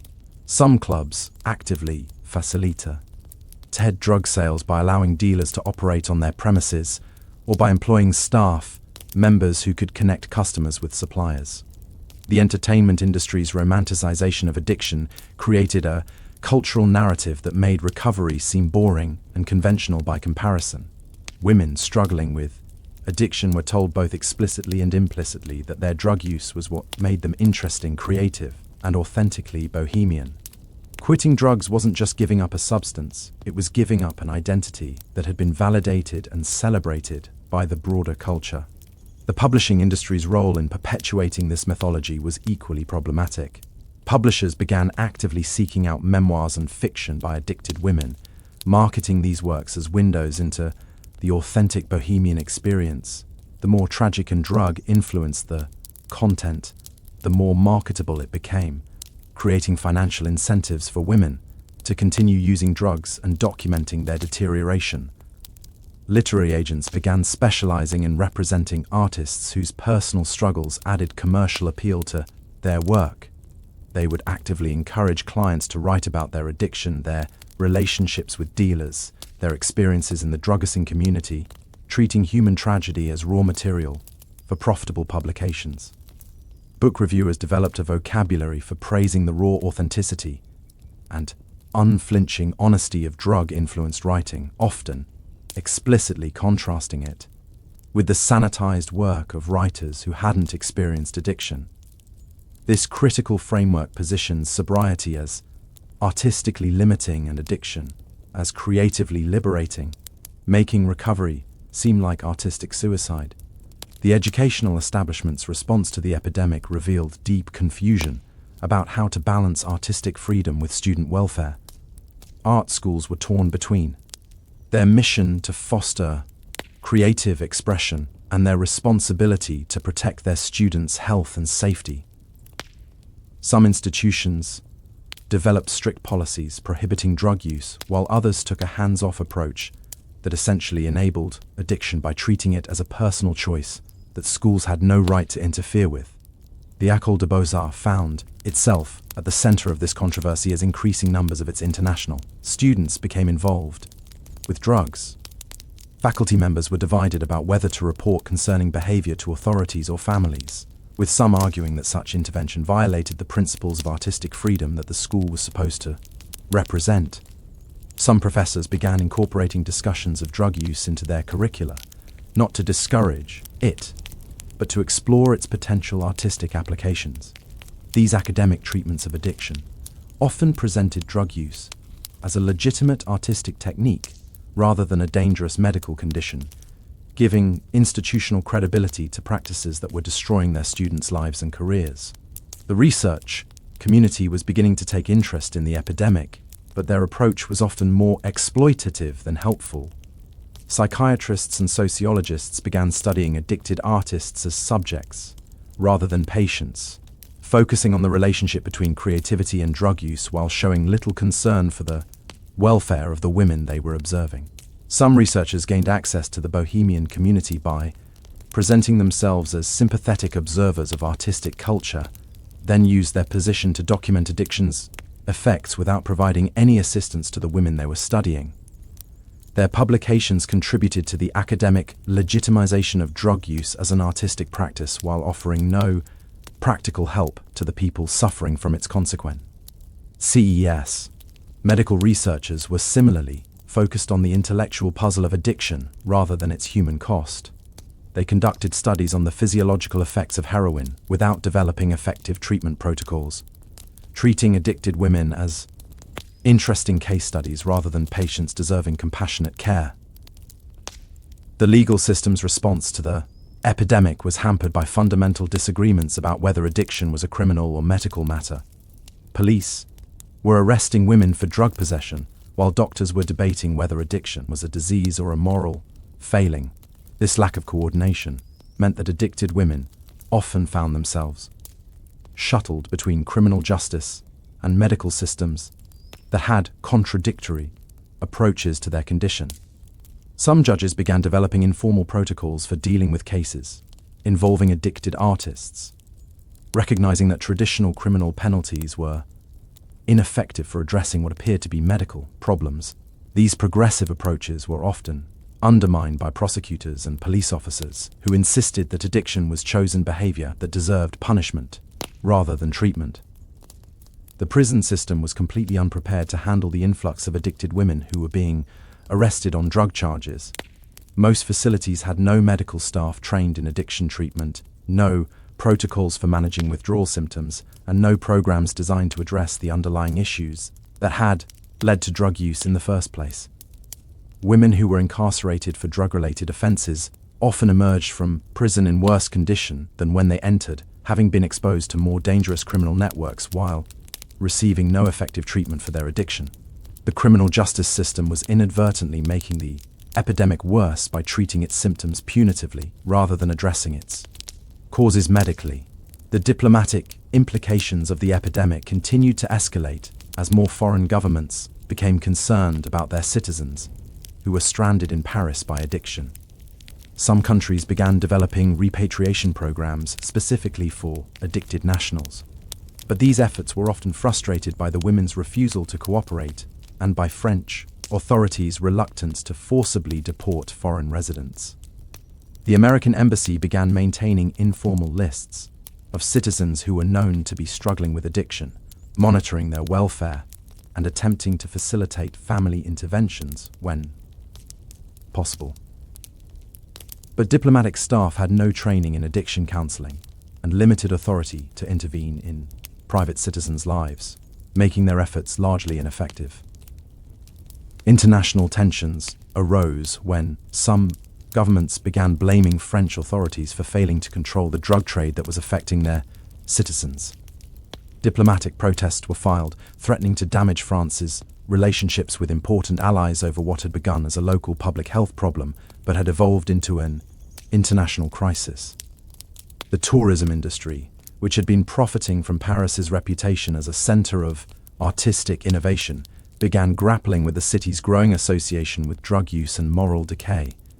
Travel guides started including warnings about the dangers of the Bohemian districts, while some tour companies began avoiding these areas entirely to protect their clients from potentially troubling encounters.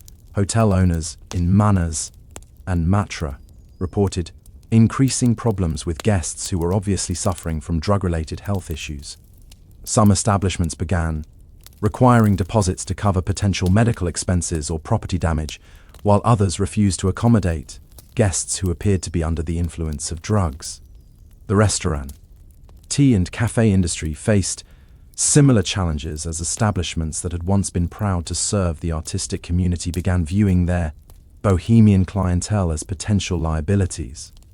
Business owners worried about police, raids, customer complaints, and the impact on their reputations of being associated with drug use. Some establishments began developing policies to exclude obviously impaired customers, while others embraced their role as gathering places for the artistic community regardless of the associated problems. This created a two-tiered hospitality industry where some businesses catered to conventional tourists, while others specialized in serving the needs of the drug-using Bohemian community. The transportation industry also found itself dealing with the epidemic's consequences as railways and steamship companies reported increasing numbers of passengers who were obviously suffering from withdrawal symptoms during their journeys. Staff members had no training in handling medical emergencies related to drug addiction, leading to dangerous situations when passengers became seriously ill while traveling. Some transportation companies began requiring medical certificates for passengers who appeared to be in poor health, while others developed protocols for handling drug-related medical emergencies during transit. These policies often discriminated against women whose appearance suggested possible drug use, creating additional barriers for those seeking to leave Paris and recover from their addiction. The epidemic's impact on the broader economy of the artistic districts was becoming increasingly apparent as businesses that had depended on the Bohemian community's patronage began struggling financially. Art supply stores reported declining sales as fewer artists were able to afford materials. Galleries saw decreased foot traffic as the artistic community became more focused on obtaining drugs than on cultural activities. The real estate market in Bohemian neighborhoods began reflecting the area's declining reputation as property values dropped and respectable tenants sought housing elsewhere. Landlords found themselves dealing with tenants who were unable to pay rent consistently, who caused property damage, and who attracted unwanted attention from police and criminals. Local residents who were not part of the artistic community began organizing to pressure authorities to address what they saw as the deteriorating quality of life in their neighborhoods. They complained about increased crime, visible drug use, and the general atmosphere of decay that had replaced the vibrant cultural activity that had once characterized these areas. The epidemic was systematically destroying the economic and social infrastructure that had made Paris's Bohemian districts possible in the first place. The very success of the artistic community had attracted criminal elements that were now consuming it from within, creating a downward spiral that seemed impossible to reverse. As 1930 approached, the heroin epidemic had fundamentally altered not just individual lives, but entire neighborhoods, industries, and cultural institutions. What had begun as a story about personal choice and artistic freedom had evolved into a complex web of exploitation, international crime, and social destruction that touched virtually every aspect of Parisian society. The women at the center of this crisis had become symbols rather than individuals, their personal tragedies subsumed into larger narratives about art, freedom, modernity, and moral decay.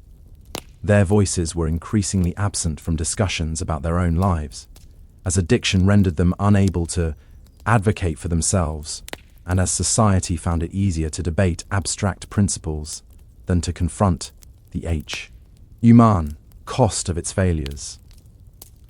The Bohemian dream that had drawn so many talented women to Paris was dying, killed not by external oppression, but by internal contradictions that no one had anticipated or prepared for. The freedom that had seemed so liberating had become a trap. The creativity that had seemed so authentic had become a commodity, and the community that had seemed so supportive had become a marketplace for human suffering. The epidemic had revealed fundamental flaws in the Bohemian ideology that celebrated individual freedom while rejecting social responsibility, that praised authentic expression while ignoring practical consequences, that demanded liberation from conventional morality without developing alternative frameworks for protecting vulnerable community members. These lessons would eventually influence how future generations approach the relationship between artistic freedom and social support, but they came at an enormous cost in human talent and potential. The women who paid that cost, with their lives and careers, had become unwitting pioneers in understanding the complex relationship between creativity, consciousness, and community responsibility. Their sacrifice would echo through decades of artistic and social development, serving as a cautionary tale about the dangers of liberation without protection, freedom without boundaries, and creativity without care. The heroin epidemic of the 1920s Paris had become a defining moment in the ongoing struggle to balance individual expression with collective welfare, artistic authenticity with human survival, and revolutionary change with practical wisdom.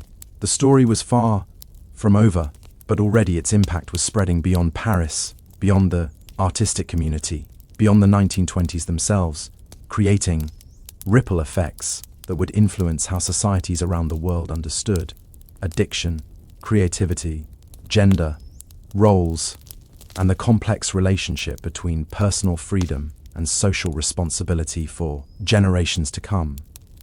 The winter of 1930 brought a different kind of cold to the streets of Marnes.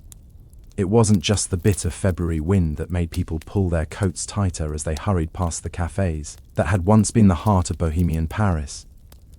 There was something else in the air now, something that made even long-time residents avoid eye contact with the hollow-eyed women who still gathered in doorways and shadowed corners. Marie-Claire Dubois had been documenting this transformation through her camera lens for months, though she wasn't sure anyone would ever want to see the photographs she was taking. As one of the few women in the artistic community who had managed to avoid the epidemic's grip, she had become an accidental historian of its devastation. Her images told a story that no one wanted to acknowledge, but that everyone could see if they looked closely enough.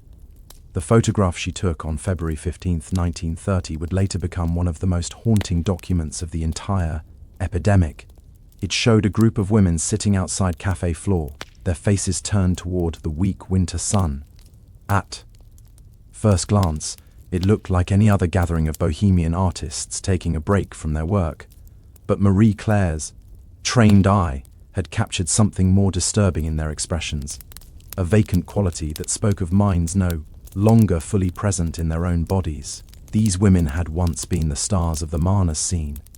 Sylvie Mororo, the painter in the center of the photograph, had been featured in Vogue just 2 years earlier as one of the most promising young artists in Paris. Her canvases had sold to collectors across Europe, and critics had praised her innovative use of color and her ability to capture the psychological complexity of her subjects. Now Sylvie sat motionless in the winter sunlight, her once expressive hands folded limply in her lap. The painting supplies that had been her constant companions were nowhere to be seen. When Marie-Claire approached her after taking the photograph, Sylvie looked up, with eyes that seemed to focus somewhere beyond the present moment. "I'm working on something revolutionary," Sylvie said, her voice carrying the same enthusiasm that had once accompanied announcements of genuine artistic breakthroughs. "It's going to change everything people think they know about color theory." But Marie-Claire had been to Sylvie's studio the week before. There were no new canvases, no evidence of recent work. The easel that had once supported ambitious compositions now held a single small canvas with a few random brush strokes that appeared to have been applied months earlier and never developed further. The gap between Sylvie's perception of her artistic activity and the reality of her complete creative paralysis had become so wide that bridging it seemed impossible. She would spend hours in her studio, convinced she was painting masterpieces, while actually sitting motionless in front of blank canvases. The drug had hijacked not just her ability to create art, but her ability to recognize that she was no longer creating anything at all. This disconnection from reality was becoming increasingly common throughout the artistic community. Women would describe elaborate projects they were working on, discuss complex artistic theories they were developing, make plans for exhibitions and collaborations that existed only in their drug-altered perception. Friends and family members who tried to point out the discrepancy between these grand plans and the absence of any actual work were dismissed as lacking artistic vision or understanding. The cognitive effects of chronic heroin use were creating a parallel reality, where addicted women continued to see themselves as productive, successful artists, even as their actual creative output dwindled to nothing. This wasn't simple denial or self-deception. The drug was literally altering their brain chemistry in ways that made accurate self-assessment impossible. Dr. Jean-Baptiste Mérier, who had been quietly studying these effects at the Salpêtrière Hospital, was documenting cognitive changes that wouldn't be fully understood by neuroscience for decades. His patient notes from this period described women who could discuss artistic techniques with apparent expertise while being unable to execute even the simplest creative tasks. They retained their intellectual knowledge about art while losing the neurological coordination necessary to translate that knowledge into practice. The tragedy was particularly acute for women whose artistic identity had been central to their sense of self. Unlike male artists who often had other social roles and sources of identity to fall back on, many of these women had built their entire sense of worth around their creative abilities. When addiction destroyed their capacity to create, it didn't just eliminate their careers, it obliterated their understanding of who they were as human beings. Some women began creating elaborate fictional narratives about their ongoing artistic work, developing complex stories about paintings they were completing, books they were writing, performances they were planning. These fantasies became so detailed and internally consistent that the women themselves seemed to believe them completely, living in an alternative reality where they remained productive and successful artists. The art dealers who had once competed for these women's work found themselves in increasingly uncomfortable positions as the gap between reputation and reality became impossible to ignore. Collectors who had invested in particular artists' work watched helplessly as their investments became worthless, not because of changing artistic fashions, but because the artists themselves had become incapable of producing anything new. Some dealers tried to maintain relationships with addicted artists by commissioning work and providing advances, hoping that financial pressure and professional expectations might motivate recovery.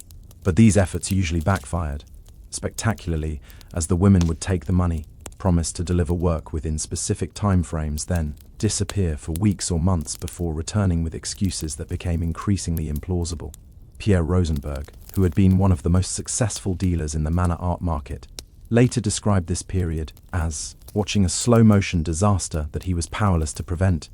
Artists he had worked with for years would come to his gallery with work that showed obvious signs of severe impairment, but they would present these pieces with the same confidence and artistic justification they had once used to discuss their best work. I remember Claudette bringing me a canvas that was essentially blank except for a few random marks in one corner, Rosenberg recalled years later. She spent 20 minutes explaining the deep philosophical meaning behind the composition, the revolutionary technique she had developed, the way this piece represented the next evolution in her artistic journey. She was completely sincere. She genuinely believed she had created something profound. The disconnect was so complete that addressing it directly was impossible.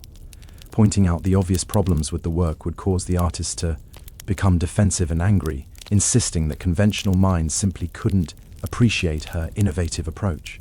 Attempting to discuss the underlying addiction would result in accusations of Borg, EOA moralizing and artistic close-mindedness. Gallery owners found themselves walking an increasingly narrow line between honesty and compassion, between business interests and personal relationships. Some began refusing to see certain artists, claiming to be too busy or out of town when they called. Others continued to meet with them, but stopped buying their work, leading to conversations that became progressively more awkward, as artists couldn't understand why their obviously brilliant new pieces weren't being purchased. The ripple effects of this artistic paralysis extended far beyond the immediate economic impact on individual artists and dealers.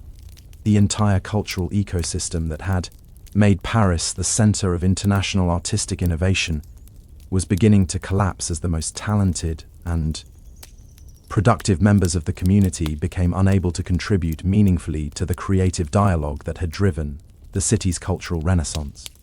Young artists arriving in Paris with dreams of joining the Bohemian community found themselves entering a world that bore little resemblance to the vibrant creative environment they had expected. Instead of stimulating artistic conversations and collaborative projects, they encountered a community increasingly focused on obtaining and using drugs, where creative discussions had been replaced by the practical logistics of addiction. The mentorship relationships that had been crucial to the development of young artists were particularly affected by the epidemic. Established artists who might have served as teachers and guides for newcomers were too impaired to provide meaningful guidance, while those who remained drug-free were often too overwhelmed by the crisis surrounding them to take on additional responsibilities. Art schools throughout Paris reported dramatic changes in the quality and character of their student population. As the most talented local artists became unable to teach, and as international students began choosing other cities for their artistic education, the École des Beaux-Arts, which had been attracting the brightest young artists from around the world, saw applications drop by nearly 40% between 1928 and 1931. The philosophical and theoretical discussions that had been central to Bohemian culture were also suffering as the community's intellectual leaders became cognitively impaired. The salons and informal gatherings where new artistic movements had been born were now dominated by disjointed monologues from addicted artists who had lost the ability to engage in coherent dialogue with their peers.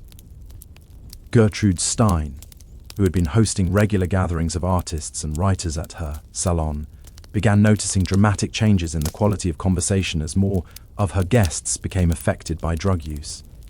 What had once been stimulating debates about artistic theory and cultural innovation devolved into rambling, incoherent speeches from individuals who seemed unaware they were no longer making sense. The saddest thing, Stein later wrote to a friend, was watching brilliant minds slowly dissolve before your eyes. These women had been capable of the most sophisticated artistic thinking, and suddenly they were struggling to complete simple sentences. But they didn't seem to realize what was happening to them. They would begin elaborate explanations of complex ideas, and then trail off into incomprehensible fragments, apparently unaware that their thoughts were no longer forming coherent patterns. The impact on artistic movements that were still in their developmental stages was devastating and permanent. Surrealism, which was just beginning to define itself as a distinct movement, lost several women who might have become major figures in its evolution. The movement's emphasis on exploring unconscious mental processes had made it particularly attractive to women experimenting with consciousness-altering drugs, but it also made those women especially vulnerable to addiction. André Breton, the movement's primary theorist, found himself grappling with fundamental questions about the relationship between altered consciousness and authentic artistic expression. Several of the women whose work had been most important to early surrealist exhibitions had become too impaired to continue creating meaningful art, leaving gaps in the movement's development that could never be filled. The Dadaist movement faced similar challenges as its celebration of chaos and rejection of rational thought made it difficult to distinguish between intentional artistic provocation and the genuine cognitive disorganization that characterized severe addiction. Some of the movement's most radical works from this period were actually created by artists whose apparent artistic innovation was really symptomatic of drug-induced mental impairment. Art historians would later struggle to evaluate works from this period, trying to separate genuine artistic innovation from the products of addiction-altered consciousness. Some pieces that were celebrated as revolutionary at the time were eventually recognized as symptoms of cognitive decline, while others that appeared to be evidence of artistic deterioration were later understood as authentic expressions of the psychological state that addiction creates. The international art world's response to these developments revealed deep confusion about how to evaluate artistic work when the artist's mental state was compromised by drug use.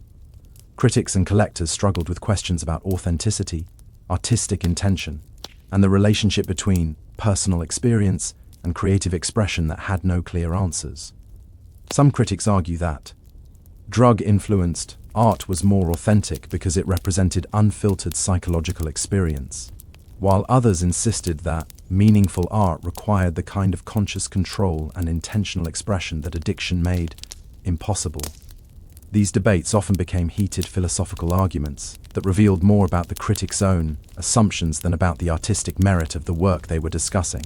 Museums faced practical dilemmas about how to exhibit and contextualize work created by addicted artists. Should they include information about the artist's drug use in exhibition materials?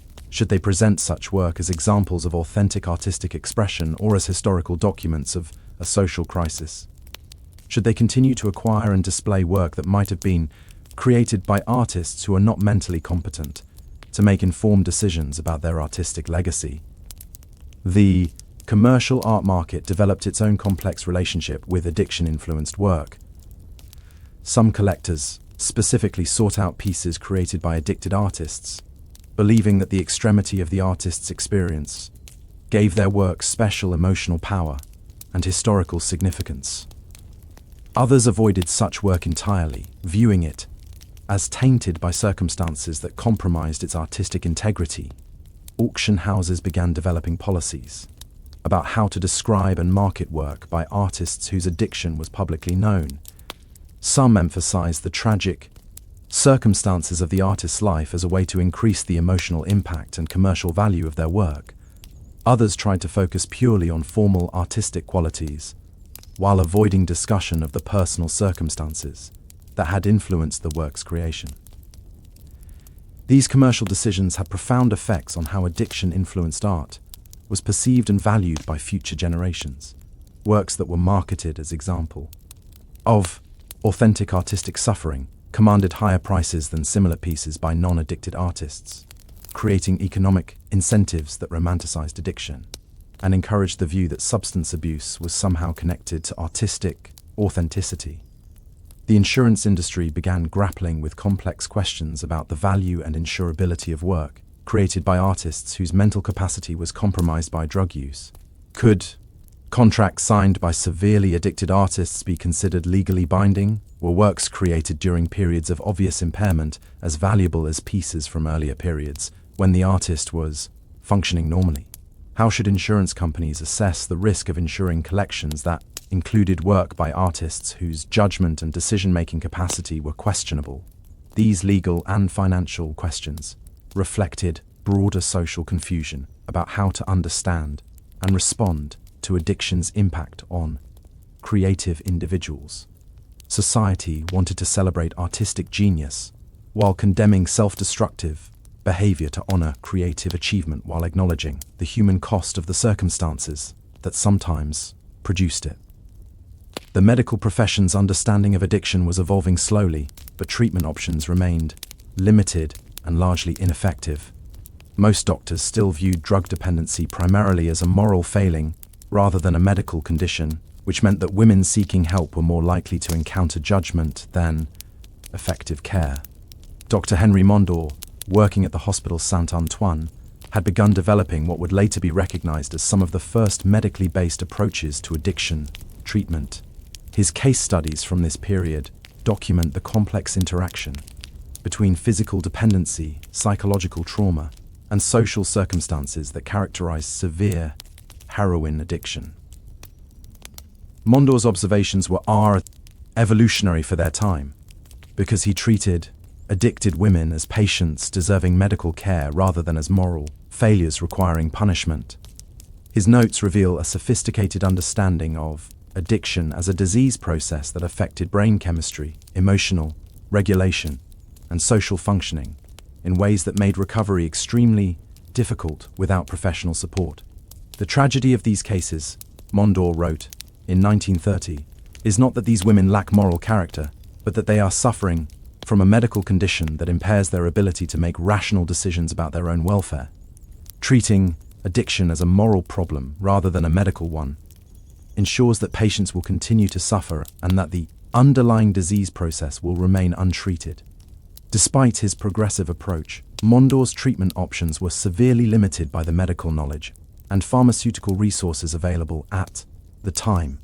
He could offer supportive care during withdrawal, nutritional support to address the malnutrition that often accompanied chronic drug use, and treatment for the various infections and injuries that resulted from the lifestyle addiction imposed. But he had no effective medications for managing withdrawal symptoms or preventing relapse. Most of Mondor's patients would complete detoxification successfully, only to relapse within days or weeks of returning to their previous environment.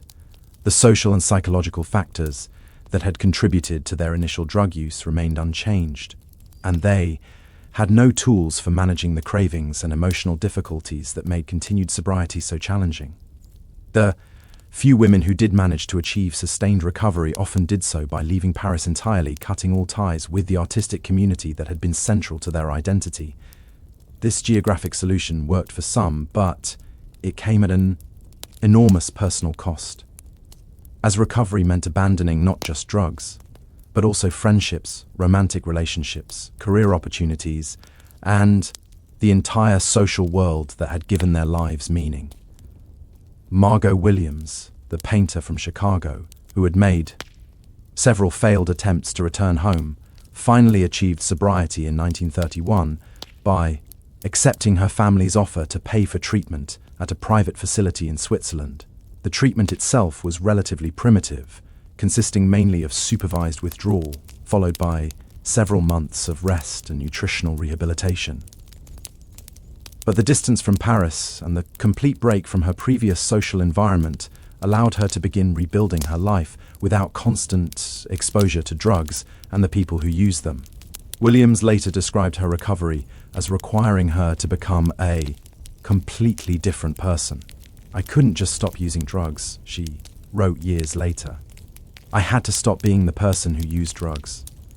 That meant giving up everything that had made me feel like myself, my friends, my artistic community, my sense of identity as a bohemian rebel. I had to learn how to be creative without chaos, how to be authentic without self-destruction, how to be free without being reckless." The process of rebuilding an artistic identity without drugs proved to be one of the most challenging aspects of recovery for women whose addiction had become intertwined with their creative work. Many had begun using heroin specifically to enhance their artistic abilities, and they had difficulty imagining how they could continue creating meaningful art without chemical assistance. Some women found that their artistic style changed dramatically after recovery, becoming less emotionally intense but more technically accomplished. Others discovered that their creative interests had shifted entirely, leading them to explore new artistic mediums, or to pursue careers outside the arts altogether. A few found that they could no longer create art at all, as though the neurological pathways that had connected their emotions to their creative expression had been permanently damaged by their drug use.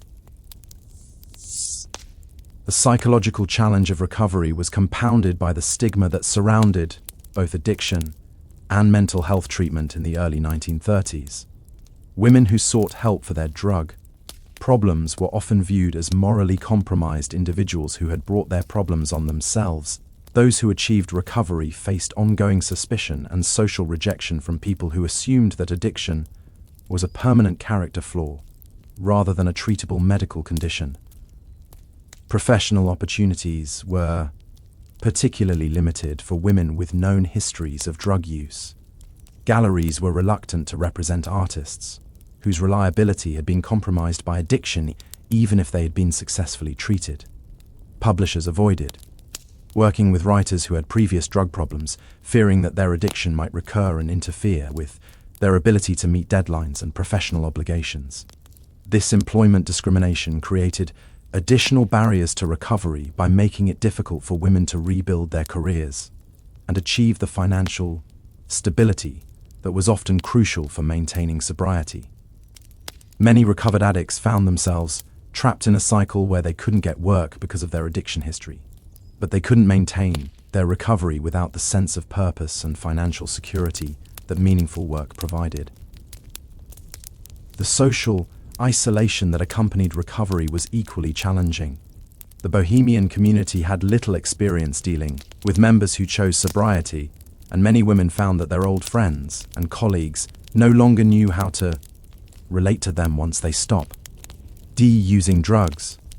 Conversations that had once flowed naturally became awkward and stilted, as the shared experience of drug use had been central to many relationships within the artistic community.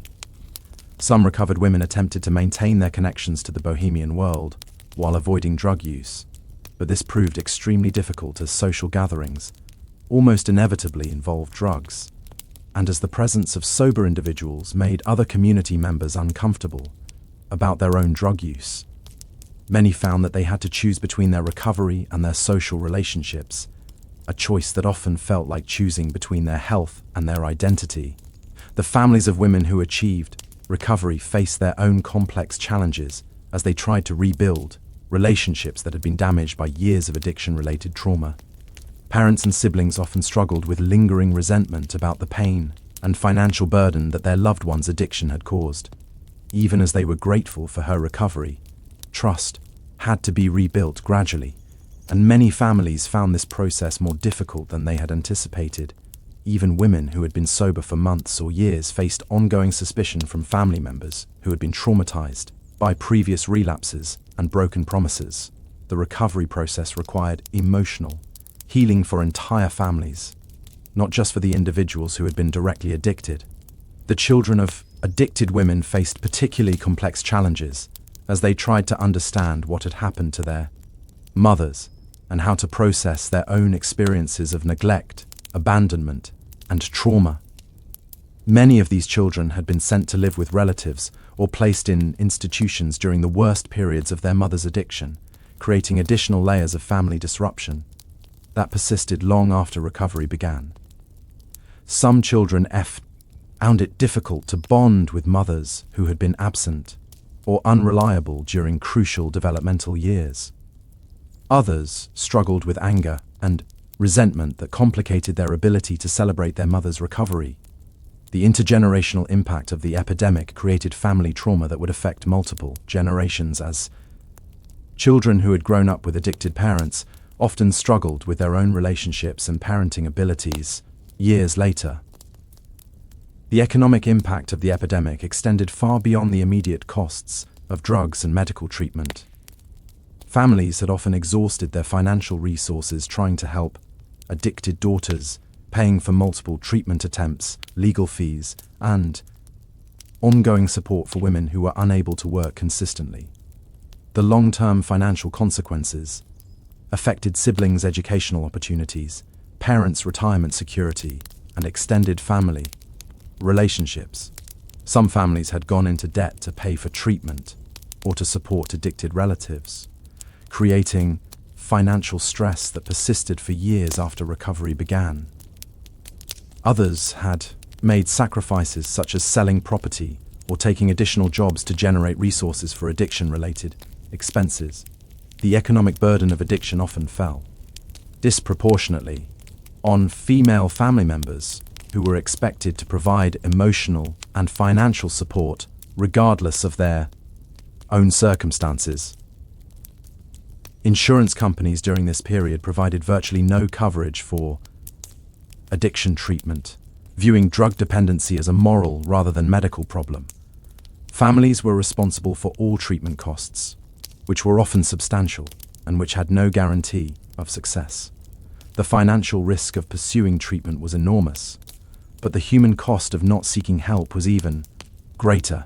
The lack of insurance coverage also meant that treatment quality varied dramatically based on families' ability to pay. Wealthy families could afford private facilities with medical supervision and comprehensive care, while working-class families often had to rely on charity organizations or public institutions that provided minimal services. This economic inequality in treatment access meant that recovery rates were closely correlated with social class, adding another layer of injustice to an already tragic situation. Religious communities' response to the epidemic revealed deep theological divisions about the nature of addiction and the appropriate response to human suffering. Some clergy members viewed drug use as sinful behavior that required repentance and moral reform, while others recognized it as an illness that deserved compassionate care rather than moral judgment. Catholic institutions in Paris found themselves overwhelmed by requests for help from families dealing with addiction, but most religious facilities were unprepared to provide the medical care that severe drug dependency required. Some convents and monasteries developed informal programs for helping addicted women, but these were often based more on prayer and moral guidance than on medical understanding of addiction as a disease process. The Salvation Army and other charitable organizations tried to fill the gap left by inadequate medical and social services, but their resources were limited, and their approach was often moralistic rather than therapeutic. Many charitable programs required religious conversion or moral reform as conditions for receiving help, creating barriers for women who were struggling with addiction but who were not interested in religious solutions to their problems. Some progressive religious leaders began developing new theological frameworks for understanding addiction that emphasized compassion and healing rather than judgment and punishment. These approaches were controversial within their own religious communities, but they provided important spiritual support for women who were trying to recover while maintaining their religious beliefs. The Protestant churches were generally more accepting of medical approaches to addiction treatment, but they also struggled with questions about how to balance individual responsibility with compassionate care. Some denominations developed specific ministries for helping people affected by addiction, while others maintained that drug use was fundamentally a moral problem that required spiritual rather than medical solutions. The Jewish community in Paris, which included many artists and intellectuals, was particularly affected by the epidemic as several prominent Jewish women became addicted to heroin. The community's response reflected broader Jewish values about education, family responsibility, and social justice. But it also revealed tensions between traditional religious teachings and modern medical understanding of addiction. Some Jewish families hired private physicians and sent addicted daughters to expensive treatment facilities, viewing recovery as a family obligation that justified significant financial sacrifice. Others relied on community support networks and religious guidance to help their loved ones overcome addiction. The diversity of responses within the Jewish community reflected broader social confusion about how to understand and address drug dependency. The intellectual community's response to the epidemic was particularly complex, because many of its members had initially celebrated drug use as a form of artistic and philosophical exploration. Writers, critics, and theorists who had romanticized consciousness-altering substances as tools for accessing higher forms of creativity and understanding were forced to confront the reality that these same substances were destroying the minds they had claimed to enhance. Intellectuals began developing new philosophical frameworks for understanding the relationship between consciousness, creativity, and self-destruction. These theoretical discussions often became heated debates about the nature of authentic experience, the relationship between suffering and art, and the moral implications of choosing personal expression over social responsibility. The Surrealist movement was particularly affected by these philosophical challenges, as its emphasis on unconscious mental processes and rejection of rational thought made it difficult to develop coherent positions about drug use and addiction.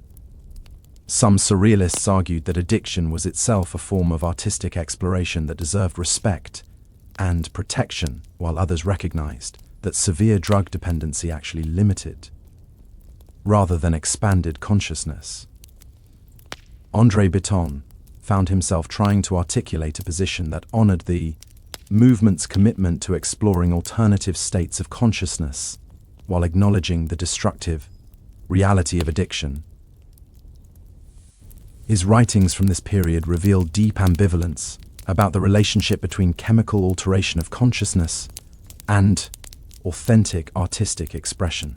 We sought to liberate the mind from the constraints of rational thought, Breton wrote in 1932, but we discovered that some forms of liberation are actually forms of imprisonment. The drugs that promised to expand consciousness ultimately contracted it, creating tunnel vision rather than expanded awareness. We mistook the destruction of rational thought for the liberation of creative potential, when in fact we were witnessing the destruction of the very cognitive abilities that made meaningful creativity possible. The Dadaist movement faced similar philosophical challenges, as its celebration of chaos and rejection of conventional values made it difficult to distinguish between intentional artistic provocation and the genuine disorganization that characterized severe addiction. Some Dadaist works from this period that were celebrated as revolutionary artistic statements were later recognized as products of drug-impaired consciousness rather than deliberate artistic choices. The feminist implications of the epidemic were beginning to be discussed by a small number of progressive women who recognized that the crisis was disproportionately affecting female artists and that society's response reflected gender-based assumptions about women's moral character and decision-making capacity.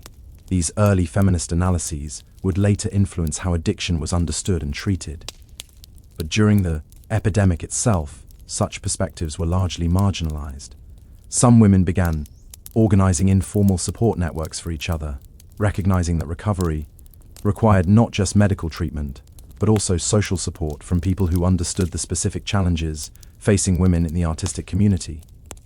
These networks were often more effective than formal treatment programs because they addressed the social isolation and identity issues that were central to many women's addiction experiences. The international women's suffrage movement was also grappling with the implications of the epidemic, as opponents of women's rights used the crisis to argue that female independence inevitably led to moral decay and self-destructive behavior. Suffragettes found themselves having to defend women's capacity for rational decision-making while acknowledging that many talented women had indeed made choices that had destroyed their lives and careers. These political debates often oversimplified the complex factors.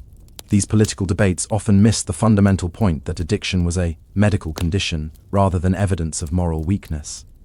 But they revealed how deeply the epidemic had affected public perceptions of women's capabilities and the wisdom of expanding female rights and opportunities.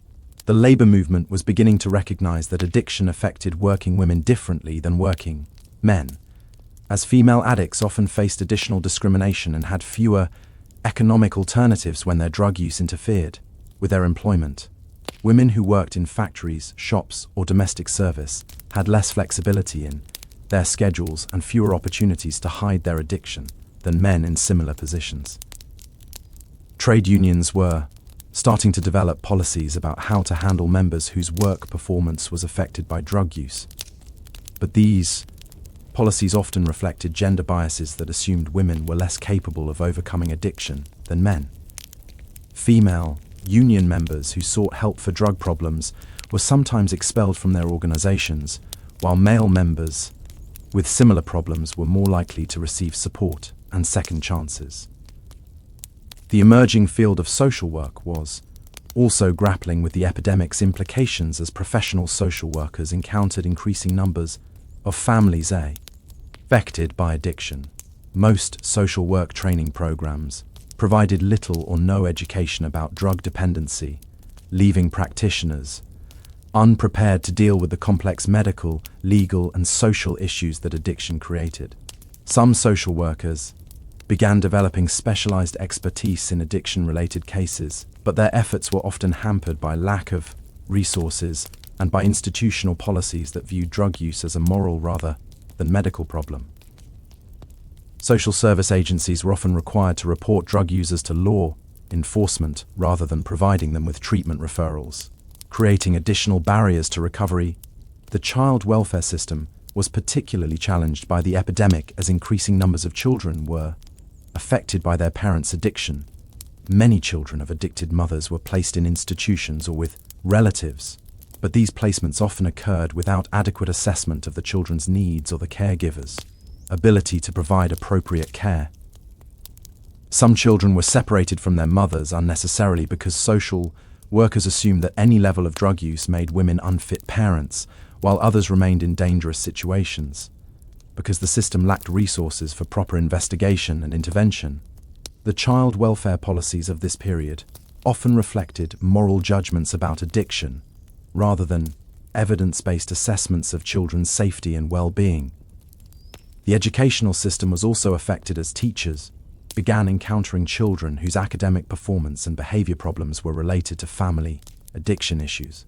Most educators had no training in recognizing or responding to the signs of family trauma that often accompanied parental drug use, leading to inappropriate disciplinary actions and missed opportunities for early intervention.